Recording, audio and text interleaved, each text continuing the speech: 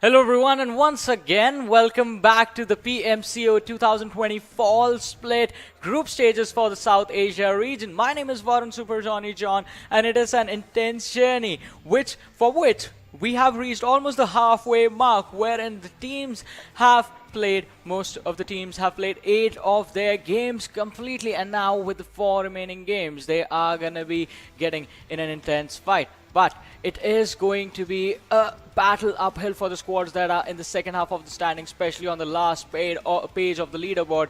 Well, before we get this day started and the matches as well, allow me to introduce my analyst and the co-caster who is going to be sitting beside me. Ladies and gentlemen, put your hands together for Fixes. Thank you so much, Johnny. And yesterday we got to see some more intense PUBG Mobile action, and today I expect nothing less from the teams that will be playing. We have 2 different groups that are going to play, and format, as I say, will be explained by Johnny. Yeah, so we are at the group stages right now, wherein we have 32 teams playing. After this, it's going to be the semi-finals, so the top 24 teams from here will move on to play in the semi-finals, from where the top 11 will move to the finals. Why 11? Because the 5 teams that represented the region of South Asia in the previous PMPL, the PMPL Season 1, they have a slot secured in their regional finals PMCO already, so they're going to be waiting to see who are going to be the teams that they will be facing. But this journey is still almost there. Today we are going to see teams from Group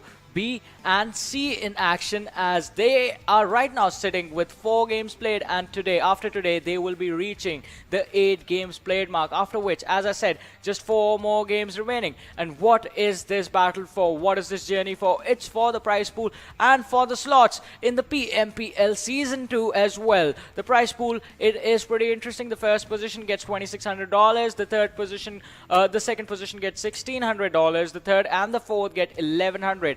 The prize pool from the 3rd position to the 16th position is the same, $1,100, but only the top 4 teams get the slot for Season 2 PMPL. Yes, and we will have to see which 4 teams are gonna make it to the PMPL, one of the biggest stages of them all in the PUBG Mobile Esports industry, as all of them are battling it down. Definitely prize pool is a factor, but I think it's more about the determination that their players are showing, the hunger and the bragging rights. Yeah, the bragging rights obviously are going to be there, because from the PMPL Season 2 is where you move on to the next stages of this tournament structure that was introduced last year. But let's talk about the teams and the groups as well. But before we do that, it's time to look at the point structures, which has become a tournament standard for a long time now. First position gets 20 points, second gets 14, third gets 10 points, fourth position gets 8, and the points keep on dropping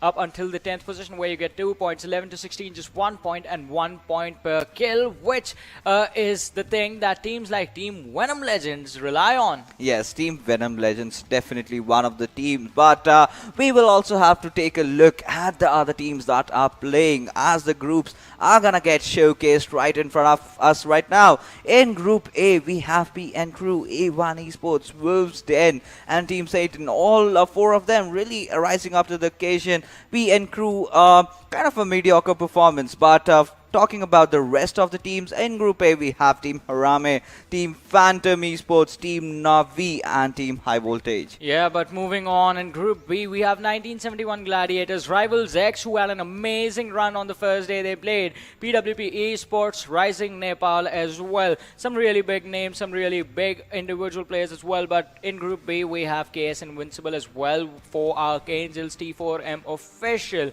and Kira Peace Flow. So it is going to be an intense matchup between these groups B and C. Talking about Group C, we have KS Axe in there, 999 Axe as well, DoyenKnightSs, AzraelGaming. So really big names as far as the teams and the players are concerned. Some returning legends as well as we go on. AzraelGaming is going to be there, Soulz of BD, who had an amazing run the first day as well, NRZ Hunters, and God's Reborn. And another group that's not going to be playing along with Group A, it's going to be Group D, that has Venom Legends, Trust D Process, Salty Squad, Thunder Yetis, and these 4 are joined by 4 more names, which are 7C Esports, Abrupt Slayers, E2S OPM, and Angry Springs. I mean, just look at these four teams that we get to see in front of us right now. Yesterday, we saw a very good outing from all Yeah. these teams, especially E2S OPM in the final game of Vikendi, where they finally managed to get that chicken dinner. But right now, like you were talking, a lot of teams that have to be discussed upon.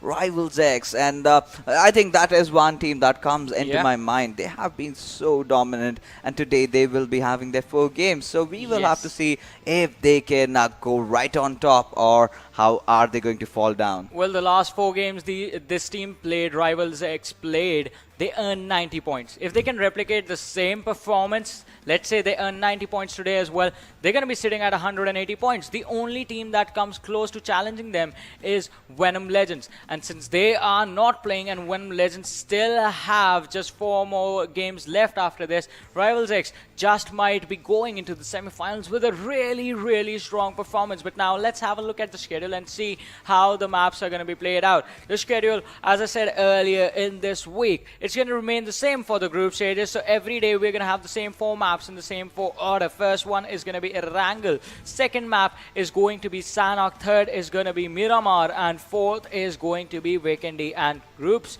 B versus C playing today, day number 4. Yes, I certainly think that these two groups are really promising. Yeah. Yesterday, we saw what a Group A and Group D could do, and a lot of teams stepped up. A lot of teams had some kind of disappointment, and some things, sometimes you tend to do something and it does not go your way, and that is exactly what happened with them. But right now, you cannot commit a lot of mistakes, because we have come to this stage where you cannot throw away games anymore, because now you have to focus on staying in the top 16 position. Yeah, you have to stay focused on the top 16, at the top 24 for now. In the semi-finals, you have to focus on staying in the top 11, which is going to be even harder. But if you have a good momentum from the group stages going into the semi-finals, then that is going to set you up for success. You are going to be more confident. You won't be scared. But there are a lot of teams, there are a lot of big names who are just staying in the middle of the standings. Not too great, but not too shabby either. And that might be because they're trying to see and read what the new teams are coming in with. And, well, they're going to have to read what happens in this match as well, because the match is live and the trajectory is in front of us, which starts from Milta Power and goes all the way towards the shooting range area. Yes, and the western part is left wide open. All for the teams that want to drop there have to take a few vehicles, and we will have to see whether any team is going towards the Sosnovka military base. And Novoripnoy can be a region that can be taken by few of the teams, but 1971. This is a team, the old guards, like Johnny calls them, haven't really have had the best of the days. But today is the day where they need to redeem themselves. Yeah, it is going to be a day for redemption for them. But are they going to stand tall, or are they going to fall down yet again? That is going to be a really big question. The answer for which we will find out by the end of the 4 games that we have lined up. And with this first match starting, we are also going to see which team is going to have an amazing day today. Rivals X also being in the game is just going to make sure that the pressure is going to be on everyone else. With the sort of performance Rivals X has brought in front of us in the first day that they played. Yes, and if you take a look at the other teams, we can look at DoyenKnightSs. This is another team that I am looking out for, along with Team PWP. They've got some good players, De Leon, SK49, but look at the circle. Just look at it, Johnny. I mean, it's on the western side. The flight path trajectory was on the eastern side. Circle goes completely west. And this circle is going to bring up a lot more possibilities. And even if we are lucky, we might get to see an Everett circle. Yeah, we might get to see an Everest fight as well. It is always interesting how the Georgia Pole Mountain fights happen out for these squads. And last time I remember, during the PMCO Fall Split 2019, it was Team Elementrix who had made their way all the way towards the LAN. And they, in a matchup on Erangel, took perfect fights on that very mountain. So you know this region is used to dealing with those sort of situations, but can they replicate that performance today as well? As we do have Kira on our screens a couple of seconds ago, and across the river is going to be two teams clashing on towards the North Georgia Pole City. We have squad number 17, that is AJ, and they are going to be facing a pretty deadly team of KS Invincibile. Legend is going to be taken down already, and that is just going to be a pretty annoying situation for them. Yeah, that certainly will be. But right now, we can see the players of AG right now, Nushad, in a bit of a pickle as they are engaging against Team KS Invincibles and find themselves kind of sandwiched right now. Now they have to play their cards really smart and really right. What they can do is go on towards Ehsan because he's sort of isolated, and if they take him down, they can just focus down to the other side. So a lot of things can be done, and AG really need to step up this one. They have to take the fights right. AzraelGaming, like people love calling them, have to do something out of the ordinary. Yeah, they have to do something extraordinary indeed to actually go in and secure the kills in these apartments on the North Georgia Pole City. It's going to be quite tricky because the players have taken comfortable position and the flanks are going to be available. See, Legend was taken down a couple of seconds ago. He is back on his feet in an instant. But the thing that he lacks right now is going to be those heals. He's just had 5 bandages on him. He needs the boosters, he needs those energy drinks, those painkillers, and he definitely, desperately needs a first aid kit right now. If he is on 75% health, he is going to be able to take a fight. But right now in the current situation, he's just going to be destroyed and decimated if a fight happens. Yeah, certainly that will be the case over here. But right now, members of Team AzraelGaming really want to isolate Ehsan up. But Ehsan, he knows exactly what is coming up his way. So he has kind of started falling down. He is kind of going towards the other side. And this is a good, I think this is a good strat, because in the process of when you're chasing down an enemy and just that one enemy, you're making sure that other teammates of yours are having a good time looting this entire area. And so if he survives for long and somehow reconciles with his teammates, and that might just work out in his favor. But right now, Kira full power, this team we have a lot of expectations from. They have been good on certain games, but have had mediocre performance. So yes, today will also be their day of redemption. Yeah, they live on the extremes, you might say, and that is sort of a weird situation to be in, wherein in some games you look like a god and the other games you just fumble down and break down quite easily. So they need to figure out a good balance between the two and figure out how to be the most consistent and bring out the most consistency from their own team. But moving on to the area of the Western Georgia Pole City, we have squad number 20 in front of us. That is God's Reborn. This team also, we have seen them in some amazing matches, some amazing fights coming out from them, but the consistency is also building up slowly and steadily as we move on further in the tournaments and they play more games. But on the other side, Soulz of BD, we know they are deadly. Hydra is going to get a knock on one of the players from 4 Archangels and boom twice. He's going to be boomed once and he is going to be down on his knees, knocked out. No support for him, just an easy kill confirmation coming in from the squad of Soulz of BD. And Hydra is just going to go to the first floor and secure the kill in a meanwhile. Yes, certainly, and we will have to see. This is one team, Soulz of Bangladesh. Dante taking down 4 Archangels, boom twice. Right now, Soulz of Bangladesh are looking really strong, and let's just call them Sons of Bangladesh as well. I mean, kind of very synonymous with being from their own nation, representing and having a very good outing so far. But right now, this team, they have just isolated one enemy, took them down. But if you talk about the circle, I really want to see where the 5th circle transitions and where it goes on. But right now, members of Team RN Rising Nepal, they are moving around, hovering. But okay, there's the vehicles crashing in, and this is certainly what they would not want right now. But for Archangels, Abroad taking shots onto it, the players of Rising Nepal, can they find him? But Abroad has left himself quite so much in the open, and he needs to choose his cards right. He needs to have some cover from behind, or else he can just get flanked from some other team who is making the rotation. Yeah, they can get flanked. Definitely agree with that, because this position is quite exposed. I mean, look at the minimap. There is a squad right behind them that can be pretty deadly to them. It was the squad of Rising Nepal inside the covered area. They would have been able to take a really advantageous fight, but it's the ridges in there that sort of denied them the information on the remaining players from 4 Archangels. Already in a troublesome situation, losing out on one lad early on. So the teams are going to have to figure out where the circle is going to go. So the prediction game in this particular scenario has to be on point, because look at this.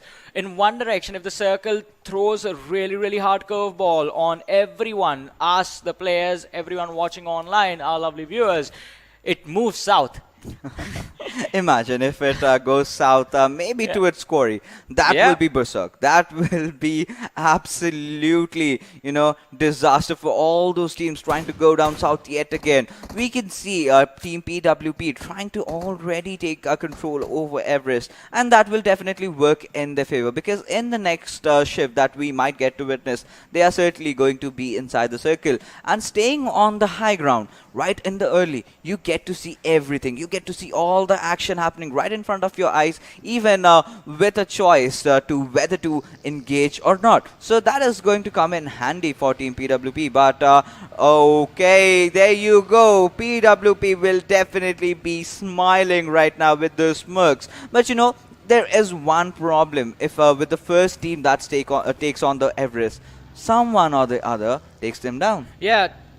Agree with that, because it is interesting, because the area on the top is so big, it's really hard to keep control of that location, of that area, of the peak of the mountain, and it becomes really difficult. You are always fighting in multiple directions if you do not have the utility, especially those smokes and those nades, to push off the teams charging in towards you, to deny the vision of the people that are downstairs who are looking to spot you out and finish you off. Then you are going to be taken from either direction. But talking about being taken out, it looks like Hydra plans on taking out another player, this time from a different team. These guys are fighting from the watchtower, and look at this. We have PWP SK49 on our screen. And their team, Bolihang, did get a knock. He tried to get a knock. He is going to be knocked out instead. SK49 going for the revive. Dalion on the flank.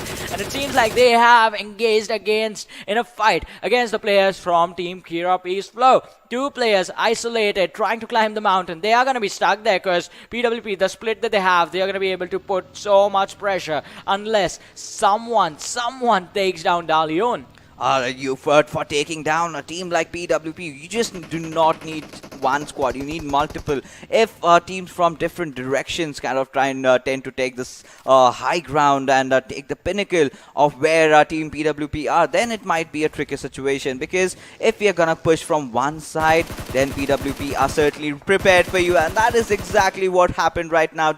Leon taking down Tokle and instantly finishing him off while his teammates were watching from far. But right now, Jane and Kurkure, these 2 players, I think certainly they are backing off right now. But Jane was getting some shots, but Jane will definitely have the scope, will take down Dalion. But right now, the revives are pretty easy. They will come in. Dalion has nothing to really worry about. But now is a thing of concern, because Shane takes that second knock onto his Shari and is looking to finish him off while his teammates are trying to close in.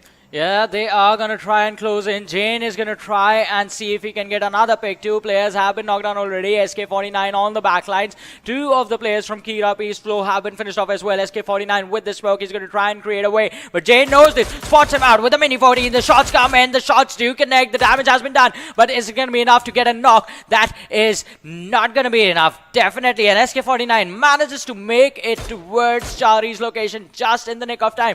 But on the other direction, mentioned, DRS Gaming, Nima, he has heard the noises from the other side of the ridge coming, being made by the players of Rivals X, and that is one deadly squad. But Kira Peace Flow, they get backstabbed by the players of 1971 Gladiators, as they are just gonna end up losing a few players of their own. Yes, and we will have to see as to how Team 1971 Gladiators are gonna perform today. But talking about Team DRS, this is a team, I believe Nima was in Salty earlier, alongside Mafia Ninja. These are few familiar names that I've come across and playing against them. But right now, Team Rivals X, they are holding themselves in the center. How do they predict the circle? How do they know precisely where it's gonna end? Oh, you gotta give it to them. They are on the top for a reason, and now they have justified it. They've personified it as well.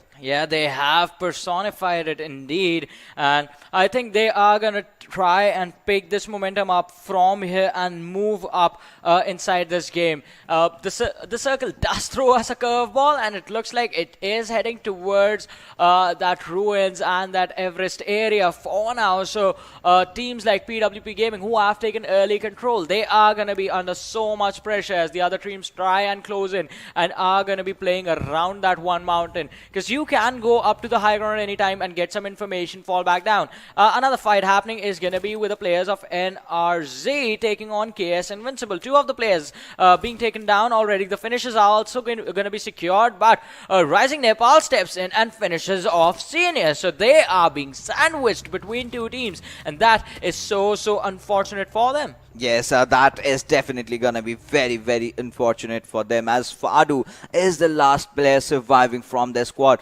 But Galzen, take a look at him. He is trying to spot down members of Team 4 Archangels, and we will have to see as the game progresses as to where the circle is going to take a shift. Still, possible chances are that it might take a hard shift towards the Everest, and there is also a possibility that we might get to see a ruined circle. Either ways, teams have all clustered up. Teams are absolutely everywhere, and look at that. Team NRZ are in such a bad position that they can get fire from absolutely everywhere. Yep. It is going to be fire everywhere indeed, but KS Invincible, they have one kill secured from the fight that they took against the players of NRZ. Well, wasn't much of a fight, just spotted out the players out in the open and took the shots, got the knocks as well. But RisingNepal in the area of the containers, they are going to have to find a way to run across this open land towards the mountain and find a safe way to reach the other side as well. Even now, the teams have already clustered around the ruins area. So, RisingNepal, these players can be in some trouble now if they decide to stay super late. Already the third zone, we will be transitioning into the fourth zone right now. Yes, and right now KS Invincible is also a team that we have to look out for. But for Team NRC, I was wondering why haven't they been pushed up yet? You've already taken down two of their players. This is the cue to go and eliminate a squad. And obviously, you will be taking some risks with that. You might get into an engagement with Team RN. That's a possibility. But if you take the right-hand ridge, if you go down under, that's a pure squad vibe coming in there. But there you go, the circle this time bending around the ruins area, and 1971 Gladiators find themselves in the epicenter as Thunder takes down the players of Team KS. Yeah, the players are going to be taken down. T4M Thunder just living up to his name and being really loud with the amount of kills that he's going to get in the future.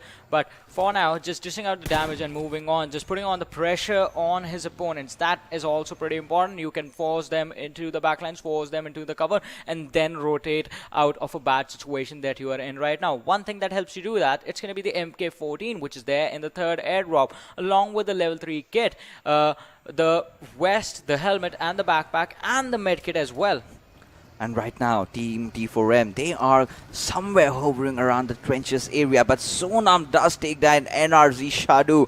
Now this time, Fadu is the last member surviving for his team. But look at Team T4M. They are passing right up beside Team T9 alongside Team GR. This is trouble in paradise for them. Shadu has again been taken from the circle. SK49 is in a bit of trouble as he gets knocked down and gets finished off. But GGYT bursting the way vehicle of T4M Dominator. T4M Thunder struggling to find an area inside the circle. But can he be safe? Because Mafia Ninja taking down members of Team PWP, and with that, NRZ Hunters, the last player remaining, Fadu, has been taken out. And teams are falling everywhere. Bodies are flying, and everyone is trying to rotate as the gun sounds are soaring. Yeah, the gun sounds are soaring indeed, but so is RisingNepal. They are rising up quite high, but KS Invincibile, they are not going to be invincible as 3 players have been knocked down, just 1 man left standing.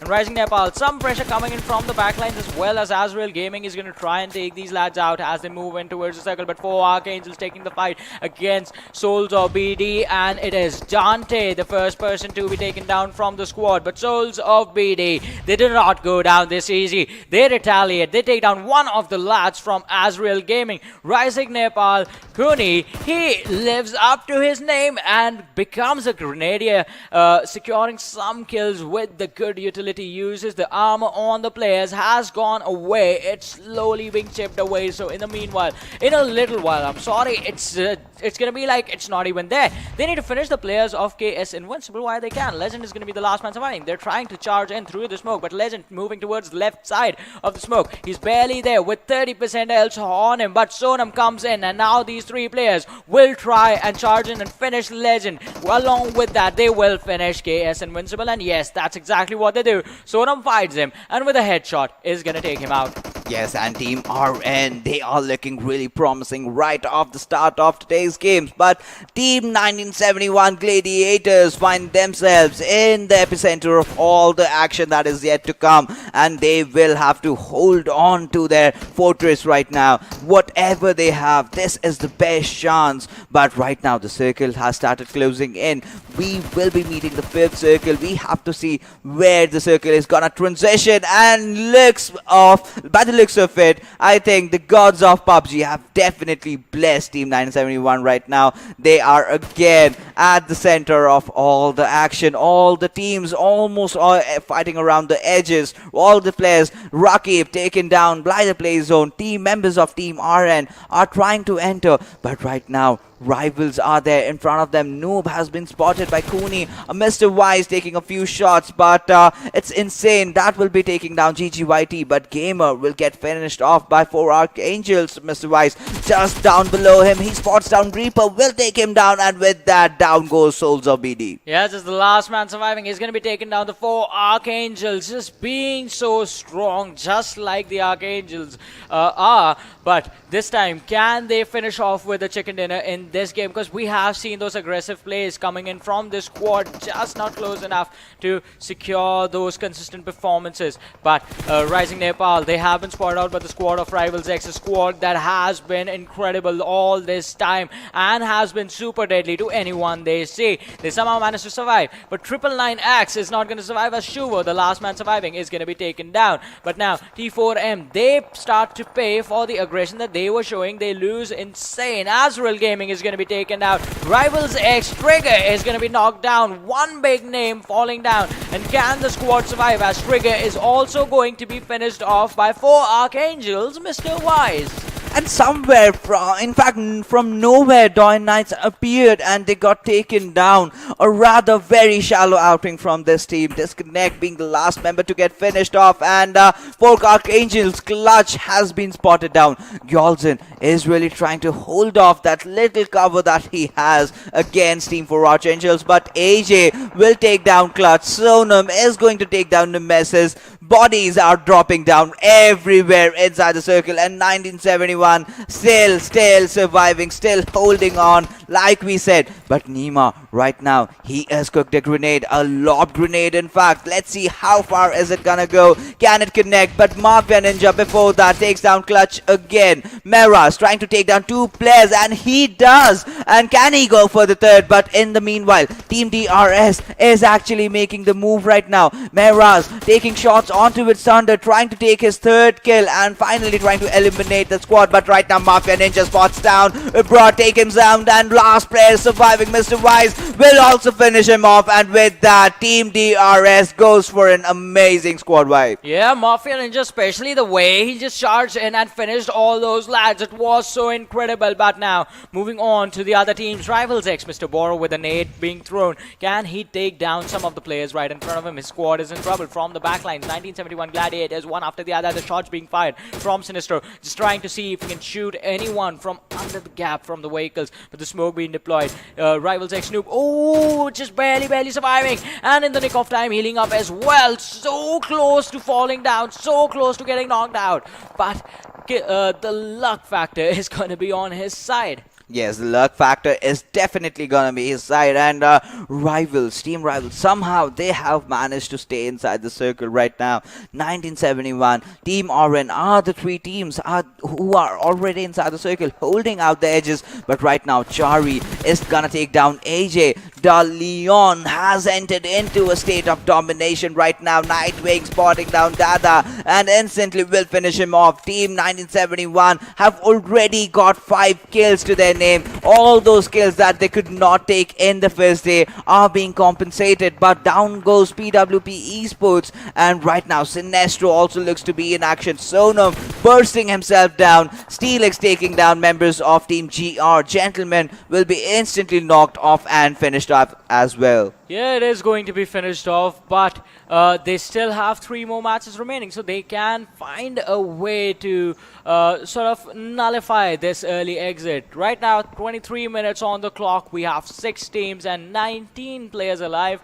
RisingNepal, they are going to have to find a way to enter the circle right now, sitting at the zone and taking some really amazing fight. Cooney is going to drop down one of the players from RSGaming. Needs to go for the secure on that one, but Rivals X, they are losing players left and right. Nima is going to be dropping the death hammer on the players of RisingNepal right in front of him, and it has to be, he has to be really careful, because he is gonna be taken out. He was out in the open, the smokes were being deployed right in front of him. He forgot where he was shooting, I guess, and he got punished because of that. RisingNepal, they do not look like they're gonna stop if you try and threaten one of their teammates. But Sonam, he drops down to around 40% health, hide behind the smoke, and is gonna once again try and heal up and step into the battleground. They have lost one of their players. Cooney has also been knocked out, so just 2 players surviving, Crazy and Sonam. And right now, look at God's Reborn. Windy God X trying to prone in, trying to get inside the circle. But can 1971 spot him? Ryan is the man who is holding that guard. But is he gonna spot him out at the right nick of time? But by the looks of it, he is trying to play it safe. But right now, Windy God X fighting against the circle. But Nemesis will take down Cooney. Z1 Crazy goes down as well. Sonam, being the last survivor, will fall down to Nemesis. And down goes Team RN. Even God's Reborn gets eliminated in the blink of an eye. The last member surviving could not really make it inside the circle.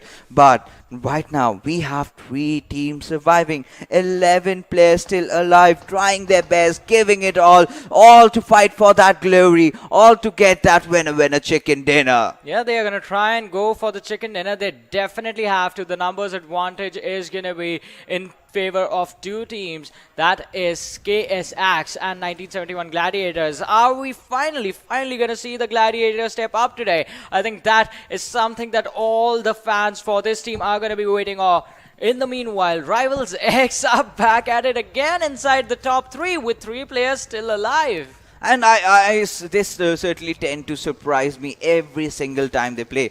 The way they approach the circles, everything is purely perfection. Yeah. But right now, look at Rival Snoop. He has spotted his enemies. He has spotted down Meraz. But the other players, Mr. Boro, he knows he can take another fight. And they are just playing like BTR, taking down Nightwing. All the fights are going on against each other. And oh my god, suddenly we get to see Rivals X getting eliminated from this game, and right now we have been brought to a standstill. Ryan being the only member surviving from 1971, this might be game over for them. They came so close, but they are going yet so far. Can KS clutch this one out? Can they win this one? They have 3 players. They have the man advantage. All they need is that final last kill. Yeah, and they are gonna get it. Oh, the Gladiators, the chicken dinner is going to be taken away from them by the players of KSX, and an incredible performance from both these teams in fact. But in that final few moments, it was the squad of Rivals X that came in, created the chaos, got the third position for them, and denied 1971 Gladiators that chicken dinner. Yes, certainly they denied them the chicken dinner, but this time we get to see another new squad popping off right off the bat and taking that chicken dinner. This was a pretty intense circle. A lot of the fights started happening during the early mid-game areas when they had to traverse around the ruins area. Oh, it was quite open. All the teams were already present and they capitalized on that situation. I'm pretty sure 1971 Gladiators have gotten themselves a lot of kills in this game. Yeah, a lot of kills and a really, really good performance from them. But also KSX, I mean, these two teams, Rivals X, I mean, they have been performing really well. 90 points in 4 games. Are you kidding me? That was incredible. But talking about the other two teams that have finished in the first and the second position respectively, KSX and 1971 Gladiators, the way they played this game, both the teams, I've talked about this earlier as well, both the teams had incredible runs when they were playing the PMCO 2020 Spring Split earlier this year. And from there on out, when this fall split started, they looked a bit shaky. They did not look like their former selves. But now with this game, I think they are just showcasing us that, yeah, they have games remaining and they are back.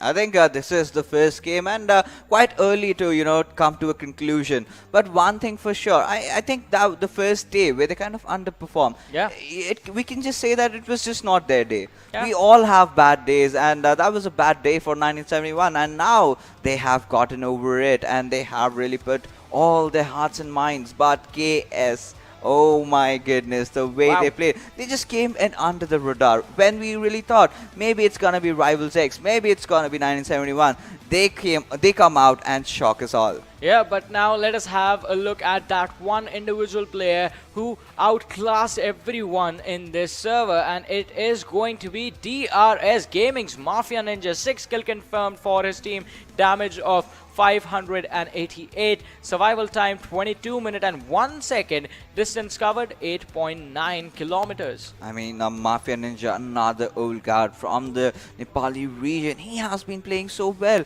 alongside, I guess, Nima, who was earlier in Salty, like we mentioned. Yeah. So a lot of teams have been formed recently with a conglomeration of a mixture of new players and the old players. So now they've got those new strats coming in, those pure aggression coming in. Everything seems to, blend in together into a beautiful amalgamation of some good teams and are taking some good fights. But this is a game of PUBG Mobile where just one team can win, and Team KS9, they were certainly one for sure. Yeah, but the good thing about playing a long stretched out tournament is one team can't win every single game unless they are like really, really god tier. But apart from that, every single matchup that you play, every team gets the opportunity to outshine, and they have to just grab their opportunity and not let that one go. Like 1971 Gladiators in this one, they got the opportunity and they took full advantage of it. Like starting from the very moment wherein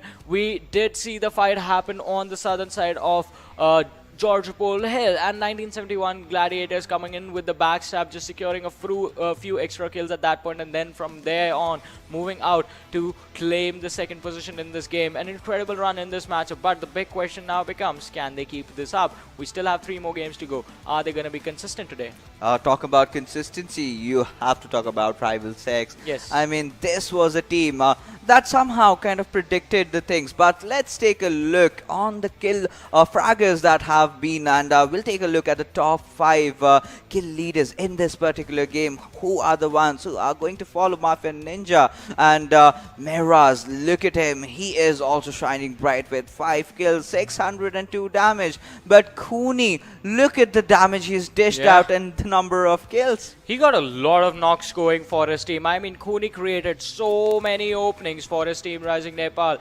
Moving on, we have PWP being represented by Dalion, a really, really experienced player. And following him is also going to be an experienced player from 1971 Gladiators. It is going to be Nightwing with 3 kills, 704 damage, and helping his team secure the second position in this game. So we can say one thing, right? Yeah. Mafia Ninja does have a lot of kills, but in the damage department, there are players who have dished out better damage, and this is just the start. I mean, we initially in the different regions that we cast, we see some players going completely berserk with like 1200, 1300 damage, but this is kind of even. All the players are doing their roles, all the players doing their jobs to perfection. They have dished out the damage. Someone somewhere gets unlucky, because at one point it does come down to which team is exactly holding the center, and there are different ways to approach it, from the edges or from the center. Suit yourself. Yeah, you have to suit yourself, but you have to figure that out based on where the circle exactly is. If there are a lot of compounds in towards the center, then you can go in and take early control. If it's an open area, then going in early is just going to be signing your own death warrant, because you are going to be surrounded and finished off unless your team fighting abilities are really, really on point. You have your communication down precisely, and everyone is on the same page as to how they want to hold those team fights. That is also important as well. As we were talking about the situation in this game, taking control of Everest, you need to be really, really on point with your fights. Otherwise, if you mess up even for a bit, that's instant team wipe that you have to face. Yeah, that was almost going to happen for Team PWP. I remember 2 of their players were taken down, and they tried really hard to recover, but while getting inside the circle, they got picked off. But Leon definitely being the the best performer for that particular team, but we still have to look out for them. They've got SK49, who has played the PMPL, so he does have the experience. He does know how to approach to the situation, how to engage in the fights. And like we said, all these teams, the South Asian region, the Nepali teams, the Bangladeshi teams, and in fact in the Pakistan region that we are playing, they've got that kill potential. Every player knows how to shoot and kill, but where you really need to excel is how to position yourself, or how to build yourself into a position where you can actually take those kills. Yeah, and getting into those positions is what is the tricky part, because once you are there, then it's the thing that all the players like to do. It's the thing that all the players are comfortable with. It's just finishing off your opponents and just wiping the teams and getting the points for themselves. In a little while, we'll have the match standings in front of us as well, so we'll be able to figure out how many points the teams actually got from this game. And here they are. It looks like with KSX taking 31 points, 11 kills to them. 1971 Gladiators, 6 kills, a decent number of kills along to go with the position that they actually got. 20 points from this game. Amazing performance, but look at this. RisingNepal, 9 kills confirms. DRSGaming, 8 kills confirmed for them. 16 and 14 points to these teams respectively. Rivals X, they are really consistent. So a 3rd place finish with 4 kills, 14 points. That's a decent performance. Yeah, I think nothing much to scoff about. They will be happy. They are sitting way up top on the ladder, and right now all they have to do is have similar routings like top 5 performance, get those 4-5 kills, 14 points, and slowly and steadily they will find they will in fact cement their position in the top 3. But this time this match was for KSX, and 11 kills. We have to give it up to them, because a lot of fights they just came under the radar. They were absolutely invisible. They were just silently killing and dominating everybody in the lobby to the end, to the extent where they had got the chicken dinner for themselves. Yeah, but moving on to the rest of the teams, we have PWP Esports with 8 points from this game. And then we have a lot of teams who took an early exit with just 1 kills coming in for them. So a lot of 2 points collected from this game. But at the bottom, DoyenKnightSs, PWP and NRZ Hunter are going to be there with no kills confirmed. DoyenKnightSs 2 points secured for placement. That means a 10th place finish. And PWP and NRZ Hunter just 1 point from this game to each of these teams.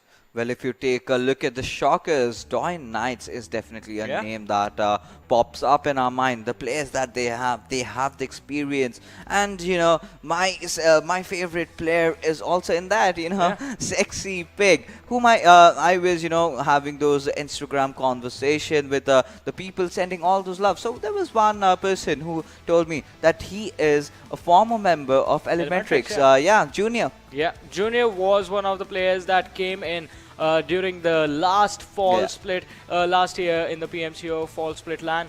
and an amazing performance from the lad as well. I remember him, Orange, Pupuman, and Mr. Yozu being there. So they have the experience, and that experience definitely showcases in the squad of Doyen Knights. And it is incredible. This match was an upset, but they still have 3 more games to go. We're gonna have to see how they figure out what went wrong in this one and how they pick up the pace in the next 3 games, which are gonna be Sanhok, Miramar, and Vikendi. Yeah, certainly. And in the map of Miramar or in Sanhok, I am actually very eager as to how things are gonna shape out, how teams are going to play up in the open areas. But let's talk about Sanhok, alright? Sanhok is a map, it's a rainforest, you know, the grass is really tall, and a lot of snakes are there. So we will have to see which is the more venomous one. Well, we're gonna find out as the map is gonna happen after we come back from a short break. So you guys stay tuned and keep watching. We'll be right back.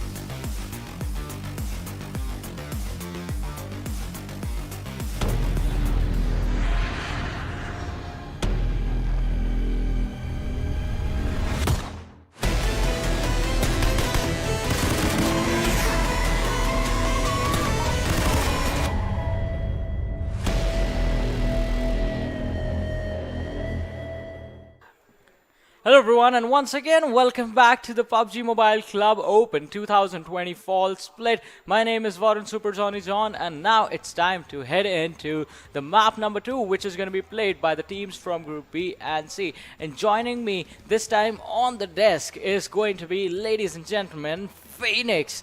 How are you doing today? Thanks a lot for the introduction, and I'm fine. And what an incredible performance by the team KSX and 1971 Gladiators. They improved their gameplay. They figure out that in what thing they are lacking, and finally they got the second position. It's nice because they're improving. Instantly you're not going to get the chicken dinner, but yet if they do, if they have the same performance, maybe they are going to get the chicken dinner in the Sanhok map. Yeah, definitely, completely agree with that. The improvement is not instantaneous. It is little by little. It is step by step that you move ahead. And the Gladiators have been doing that since the very first day that they started playing in this PMCO, and definitely starting to show its result with the second place finish. But are they going to be consistent? I think that is going to be a big question. As Fixer said, it was just one game, too early to put out any results for, be it the 1971 Gladiators or the squad of KSX, and we're going to have to see how well these teams perform by the end of the day. Yeah, that's true. And I'm looking for 999X. They can perform well as well. They have the power. They have that what they have to do. They have the experience, but they just have to apply all the things. They have to move forward. Notice the every single movement, that what they are lacking and what they have to do. They have to change their plan as well and move forward to get the chicken dinner. Yeah, they need to move forward for those chicken dinner performances as well. 999, the squad, and as a squad, they have been playing really well. I mean, the placement points are coming in, but it's the kills that they are lacking in the later fights, and they just get overwhelmed too early. That's what differentiates squads like Rivals X, because they are never overwhelmed. They always are able to stand up to the opponent and somehow manage to take the fights unless the numbers are dwindled down really, really low. And it is pretty important that you do that. We have seen some experienced teams just back off from a fight when a situation just gets too much. If you're getting charged upon by a lot of teams, if a lot of teams have spotted you out and are focusing you, you just need to deploy those smokes and back off. Absolutely. And we look forward towards the team DRS. Yes. They have the consistent performance. They are improving their gameplay day by day. Yet they're not getting the chicken dinner in the first match. But we know that they have the gunpowder. They can decimate, and absolutely they can demolish the teams and the opponents as well. Because we saw the mind games as well, the IQ's game coming from the team DRS. And I'm hoping that the teams, which is Rival X, DRS, KSX, 999X, they're going to have a tough competition between them, because all the teams have a high amount of gunpowder. I'm not talking about the team. The team who are below, have the bottom teams. They can also improve. They just have to focus on placement point first. Yeah, kills are also important. Per kill, you are going to get 1 point. I'm sorry. But you just have to build the momentum first, and you can go for kills as well. Yeah, definitely. That is true for the teams in the bottom half of the standings, the team that are not in the top 24 yet. If you can get those huge chunk of points that you get for finishing in the top 4, finishing in the top 5, along with like 1 or 2 kills consistently. That's the key word. Consistently, if you're securing at least 12 to 11 points in every single game from now on, I think that should be able to keep them in the top 24, and that should be able to give them enough points so that they move on from here to the semifinals, where they can, once again, since they are going to be starting from 0 in the semifinals, the point system, point table is going to be reset. They're going to have a fresh start. They can go for the new experiments again. Absolutely true. And if I talk about Venom Legends, they having a consistent gameplay. Yesterday they proved that yes, consistent gameplay can help you to move up, climb up the table. And tomorrow they're going to play, and I'm hoping the same performance, maybe an improved performance, to go for the chicken dinners in a row. Well, definitely. Venom Legends, I think even the fans are expecting that sort of a performance from this team. They have put up an amazing performance, taking the first position in the leaderboard, and are sort of challenging the incredible team that we saw on the very first day, that is Rivals X. But can they keep that going? Can they keep that going all the way through the finals and qualify for PMPL Season 2? I think that is going to be the important question that all the fans are going to be asking. But what I want to know, what my question to you guys is going to be, which team are you supporting today?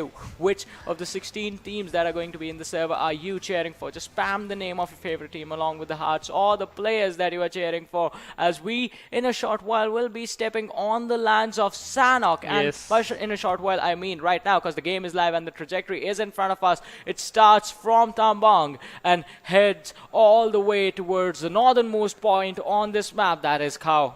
Oh my God! This is the type of a generic playing path. And if we talk about maybe the zone is going to shift towards Kori or Paradise Resort, and I'm looking for the 4 Archangels. They are one of the best team in Sanhok. They know that they have to do early rotations, at which time they have to do gatekeep and decimate other teams. And let's see what they are going to do. And Rival X, they know they can also play better in the map of Sanhok. They are one of the best teams here, and I'm looking forward towards them. Yeah, everyone is going to be looking forward to their performance right now, I think, as it is going to be pretty intense for them, this matchup. But one thing that I think that I can draw a comparison for between this match of Sanhok and the ones we are usually used to seeing from our region in India, it's going to be the Camp Alpha Island. Look at it, how many teams are in there, and I really like that. 4 squads on the Camp Alpha Island means, since it is a southern circle, when these teams are rotating, there are going to be a lot of fights. Absolutely, KS Invincibile and teams like T4M Official, they are going to have early fights, and I'm really excited to see some early fights as well. And we have talking about some early fights. Team number 7, PWP Esports versus RisingNepal. Both the players are very close to each other. Can they have a fight? And if we talk about Boyhang, he is a little far away from Charlie, and Sonam, he's moving towards his teammate because he know that what to do. And Kurkure just finished DY Devo. He just spot him off guarded, and he needed that kill. He spotted him and knocked and eliminated instantly. Yeah, an early exit for the player of DoyenKnightSs, and that is going to be quite unfortunate, just reducing the team's potential to participate in the future fights. But that wasn't the only spot. Void is going to be spotted out by Tokle, and he is just going to knock him down. Finish him off, turns around, takes down C Minor, KS Invincibile, lose 2 players as well. Legend is going to be the last man standing for his team. I hope he is the last man. Alright, 2 people are left standing. C Minor has been finished off completely. Void has been knocked down. Now it's up to Legend and Ehsan to carry their team to the chicken dinner. Can they actually do this? Because Kira Paceflow, they are not being too peaceful. Oh yeah, absolutely. Tokle is just trying to get some early kills, and yes, he got them as well, and he is still trying to spot the 2 players. He spotted the 2 players off guarded because they don't have any gun. They're just trying too hard. But Tokle is like, you are not going to go anywhere. I'm going to knock you and kill you first and going to get some kills. And if you look, they have 3 kills, and KS Invincibile, they are looking in a bad position. 2 players are left for the team, and if we talk about them, they lost 2 players in an early match. What do you think? That this is going to cause them in final zones? Definitely, I don't think they are going to make it into the final zones. Losing 2 players within the first 3 minutes, that means unless you go fully Mr. Invisibles in this game, both of the players, they're not going to make it. If they get spotted out in the mid rotations, they're going to be taken out. If they try and take a fight, they are going to be taken out. And it looks like Ehsan, he is not going to survive for long, as Disconnect from DoyenKnightSs is in front of him. If he takes down Disconnect, then Disconnect is the squad of DoyenKnightSs. They're going to be in the similar position as the squad of as we have KS Invincibles, and it is going to be a troublesome situation. But Disconnect, you're moving in the wrong direction, buddy. The players from Kira Paceflow are right behind you. Ehsan is like, all right, bro, I'm going to head out from this one, jumping into the water and just jump running, trying to reach the other side as fast as he can, and he is going to be able to make it. But is Jane gonna let him get away? How long can Disconnect go unnoticed? I think we're gonna find out in a little while. Yeah, that's true. And if we talk about the team, the DoyenKnights already lost one player, but still they are looking forward. They're looking confident as well. In Nightwing, 1971 Gladiator spotted a player and kills Ehsan, just finished it by Ehsan. Okay, what he's just doing, he just spotted off guarded and finished.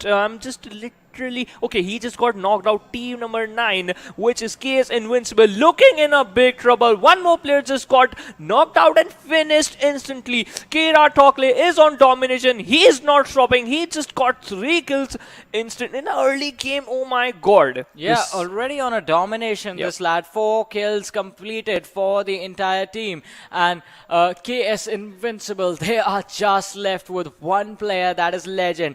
And he has to think of himself as Will Smith in the movie I Am Legend. Everyone is trying to get him, and he has to somehow survive till the very end. Can't cure your opponents though. In the meanwhile, the pressure from 1971 Gladiators is going to make sure that RisingNepal, the players just stay in the water and are just taken out. Crazy Solo barely surviving with any HP. And Nightwing, just with a random spray in the water, it takes him out in an instant. RisingNepal, their numbers have dwindled down as well, and they are also not looking too good in this game, as there's just one player surviving from the team now, and it is Cooney. Yeah, that's true. But the game from 1971 Gladiators, they are looking very aggressive from the early start.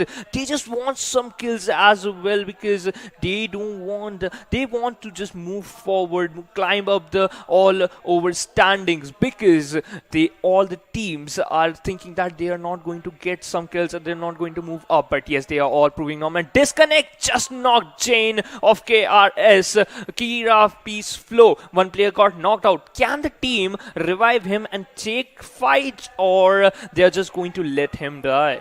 Yeah, I think that's going to be a big question for them, and even they are going to be looking for the answer to that one. But don't die. He has his teammate right next to him. He is going to try and go for the revive, because Jane had been knocked down, and you have squad number 15 engaging on these lads. They're going to try and finish this one as fast as they can, because right now, as the situation stands, Kira Pace Flow, they are just destroying anyone who gets in their way. And it is the squad of DoyenKnightSs. Disconnect, just trying to hold off the players. He has taken down one, and he's going to try and take this fight.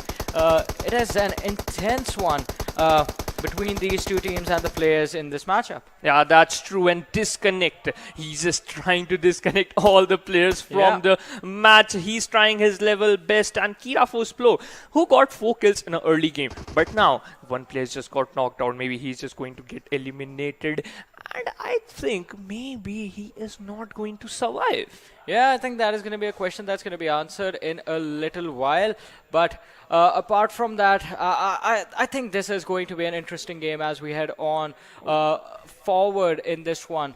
And it seems like this game is just going to keep on going. We have the mini-map in front of us, and we are going to tell you how the players are rotating and if there are any fights happening in the matchup. So right now, teams look like they are clustered around the Pioneer City. Most of the teams sitting in the southern area, close to the Bantai situation. Only one team looks like they are outside the zone right now. That is the squad of Gods Reborn, all the way towards Camp Bravo. Yeah, that's true, but they are going to move inside the zone because they are not that far. They can move, and there is no team in front of them. There's no competition. They can move easily until and unless some team changes their mind and thought, okay, I'm just going to gatekeep and eliminate some teams. And I'm looking forward to Rival 6. They're inside the zone. They just have to get the middle, the center area of the zone. If they get it, can they can they prove the demolition gameplay, the domination? Can they show the domination that they are proving from very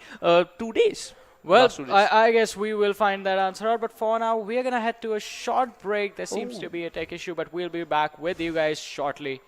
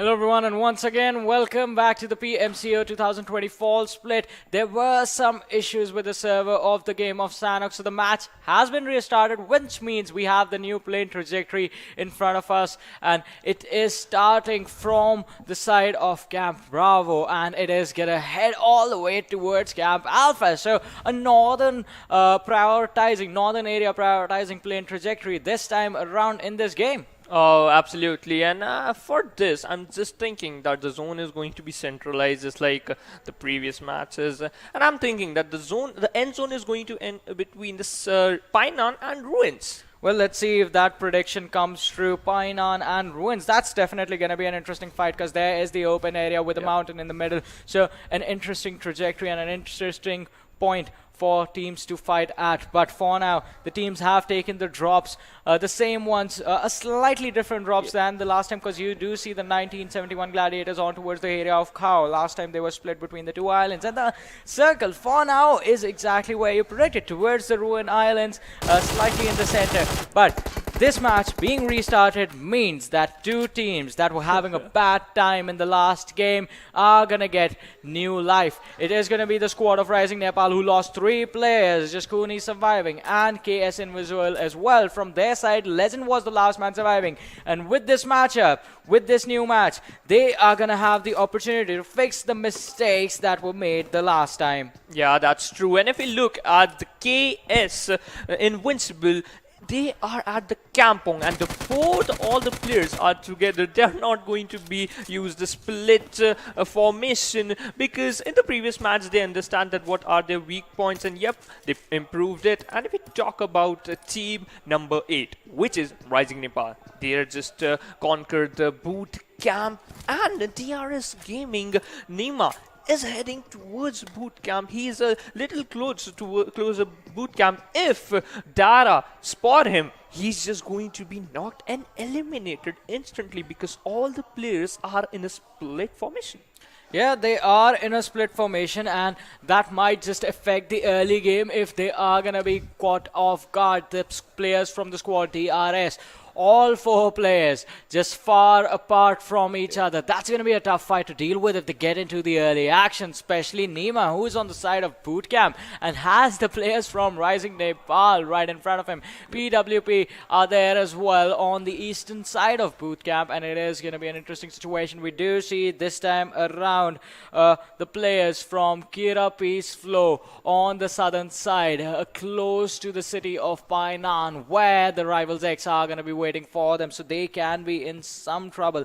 They need to be really, really careful as to how they proceed in this game. Yeah, absolutely true. And they are also close to the team KSX, who just got the first chicken dinner, and the morale is going to be on a boost because they got the chicken dinner. They just have to keep up the momentum. And to talk about Rivals X, they are in the Painan, they are at their home. They know from where they can spot players, and from where they can take cover and eliminate this knocked player instantly. And if we talk about Kira Peace Flow, they are having a 2-1+1 split formation.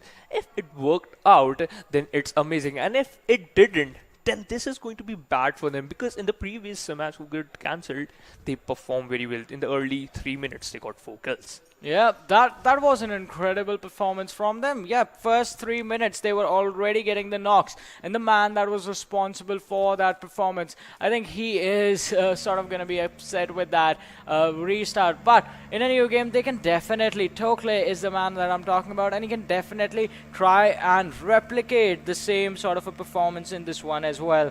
And it is going to be important to do that, because Kira Peace Flow, they definitely need to buck up and start picking up the pace in the games that they have lined up today. Yeah, that's true. And if you talk about Kurkure and Tokle trying to find some compound so that they can fulfill their loots, and they're moving in the scooter, doing some stunts so that they can entertain the audience who is watching live as well. And if we talk about the teams, they're having a 2+2 formation. If we talk about Rivals X, they also used to it because they use this formation. And if we talk about the teams, they are looking very forward. Most of the teams are inside the zone. Team number 8, which is our Rising Nepal, they spotted the players of PWP Esports.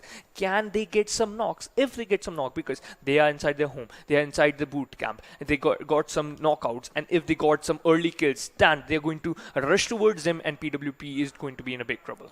Well, Crazy has spotted the lads from PWP out, and he might just go for the shots. He's just being extra careful, which I really like. Rising Nepal taking control of the boot camp area, and PWP just trying to get towards. I think they are trying to get towards the Camp Alpha Island. We do see the airdrop coming in the distance, and it is in the westwards direction. So an interesting location. I think, yeah, it is close to the players of 999. They are gonna be able to get that one quite easily for themselves, and they are going to be happy with that, using the airdrop to rotate in towards the Ruins Island. We do see from this view Hunter and the other lads from PWP just going in for a swim, and they will be able to make their way towards the Camp Alpha Island. Yeah, that's true, and they're just taking the water side. If they got spotted, then they're going to be instantly eliminated inside the water, and if they don't, then this is going to be very good for them, because they are doing a rotation, and maybe they have a plan with why they are doing. They just understand and studied the gameplay of other teams as well. And if we're talking about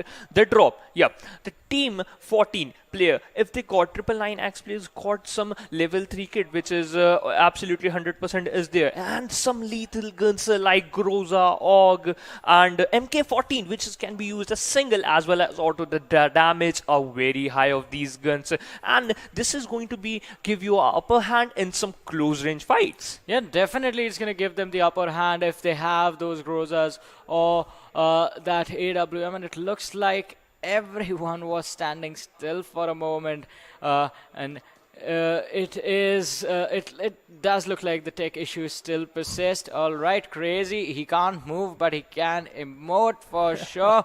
And this was the same scenario the last time as well. The server just lagging out and the players having a lot of issues. So we are waiting for a word from the admins as to what is going to happen in this matchup. Crazy is just showcasing his dance move. Oh, a handstand coming in and he falls down. I hope the player doesn't get hurt from that. And he he's finally moving. He runs for a bit and now he's on solid ground. Runs again, stops again. Maybe the ping issues are a little bit of we have to talk about, but still he's fighting them. He's noticing that there's some ping issue. Let's see what is going to happen if we are further after some time. He's also moving, but a little bit lagging. Let's see what is going to happen. Yeah, we are definitely gonna have to see, but I just want him to start dancing again. Dance, buddy, dance. Just show us those emotes that you have, and just jumping, going in towards the insides. Crazy. He has had an amazing run so far. The squad of Rising Nepal. Once again, let's talk about this team. Yep. All right. So I keep saying the same thing about Rising Nepal. PMCO Spring Split 2020, an amazing team that came in. Me and Ocean, we were casting the event and we were really impressed by the players. Crazy was also there at the time, and this time around it looks like they have deteriorated a little bit, just a little bit. I'm not going to say that from a squad that was dominating they have turned into a squad that get dominated. No, they still put out those amazing performances every now and then, and quite frequently I might say, but it's the consistency that they showcased the last time. That's what's missing, and they need to find that sort of performance again if they want to move on and play in the PMPL Season 2 this time around. And I think one of the reasons why a situation when stuff like this happens is as a region grows, as the same teams come in and play the same matches, and the new teams come in to face them, the teams start to study as to how the other teams play, and as to how what sort of strategies these old guards have with them, and they study them so much that they become aware of every single action and every single style of play the individual players have in the game. And in turn, you learn to read those players. In certain situations, you know this team is going to push on us. In certain situations, you know the players aren't going to push, or how they try and flank situations, how they like to rotate, where they like to drop, what's their primary drop location, what's their secondary drop location. The players pick up all those things. And the level of competition with that, with all the information being picked up by the newer teams, by the newer players, the level of competition just goes up, and the teams that you once saw look really strong, they start to struggle a little bit because everyone is playing at this level, and the entire scene in turn just grows as a whole. Yeah, that's true. And we are talking about Rising Nepal. Yeah. Yet they are still struggling in the early maybe 4 or 5, 6, 7 games. Yeah. But they are still studying that the teams who just come at this PMCO fall split, because they have to learn their rotations. They also have to study the gameplay, because you are one of the most dominating team in the previous year. You just have to prove the same thing again and again. So what you have to do, study the gameplay, which are the new teams, and also the rotations as well, that at which time they're going to rotate and which time they're going to gatekeep for you, because this is going to be lethal for you. You're not going to know that which team is in front until unless you knock and check, yes, that's the team, and which time you have to force them. And recruiting some new players from other teams is going to work as well, because they are going to give you the information in which they previously played in that team, which is going to be very lethal for you, because he is going to give all the information that what you are doing inside the game. And that's why a little bit Rising Nepal is not going to keep up. But I hope in the future matches they're going to get some chicken dinners, and after that the morale boost is going to be very good for them. Well, due to the persisting technical issues in the server, we're going to take a short break and get those fixed. You guys get yourself a cup of tea. We'll be back in a short while. Just stay tuned and keep watching. Yes.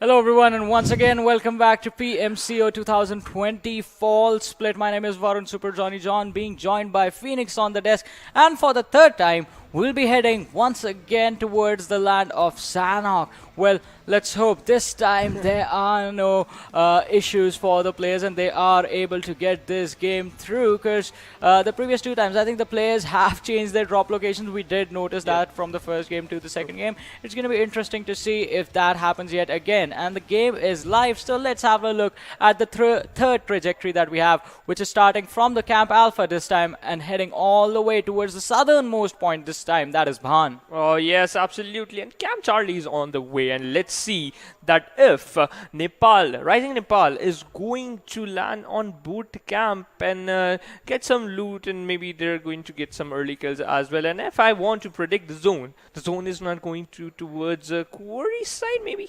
I think so. Well, that I think that's going to be an interesting one. Quarry is also an interesting area where we are going to see some interesting and amazing fights from teams. It is a difficult terrain to maneuver. That's all I have to say about. You have to be extra careful when you're fighting in Quarry, just because of how uneven the entire area is. But for now, we do see some standard drops as far as 999 NRZ 1971 Gladiators again heading to the area of Cow, and the circle is in the same place. Almost the same place like last time. It is centered, well, I can say towards the western side of boot camp. The sort of the tri-section, that's the connecting point between the three islands on the river. That's where the circle is centered around.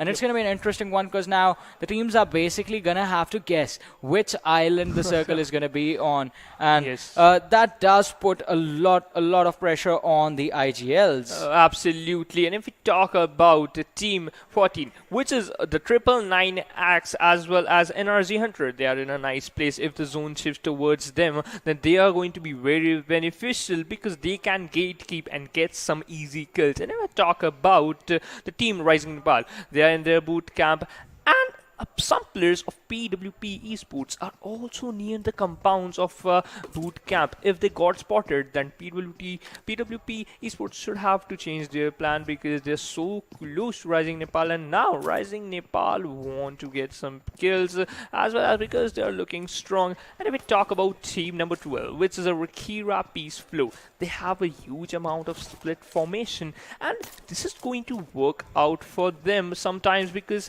they are very close to Painan, and we all know that rival X always goes to Painan location. Yeah, and the team that we have in front of us right now, PWP, Dalion, already having a good start in this game. 1 kill already being confirmed, and the player that he eliminated was Disconnect from DoyenKnightSs. So a good player from a really good squad already being taken down, but Dalion, he's gonna have to be extra careful, because he's quite far away from the rest of his teammates who are on the northern side of bootcamp. DRS this time once again surrounding the bootcamp area. If anyone tries to escape that location, they are going to be taken out of this server.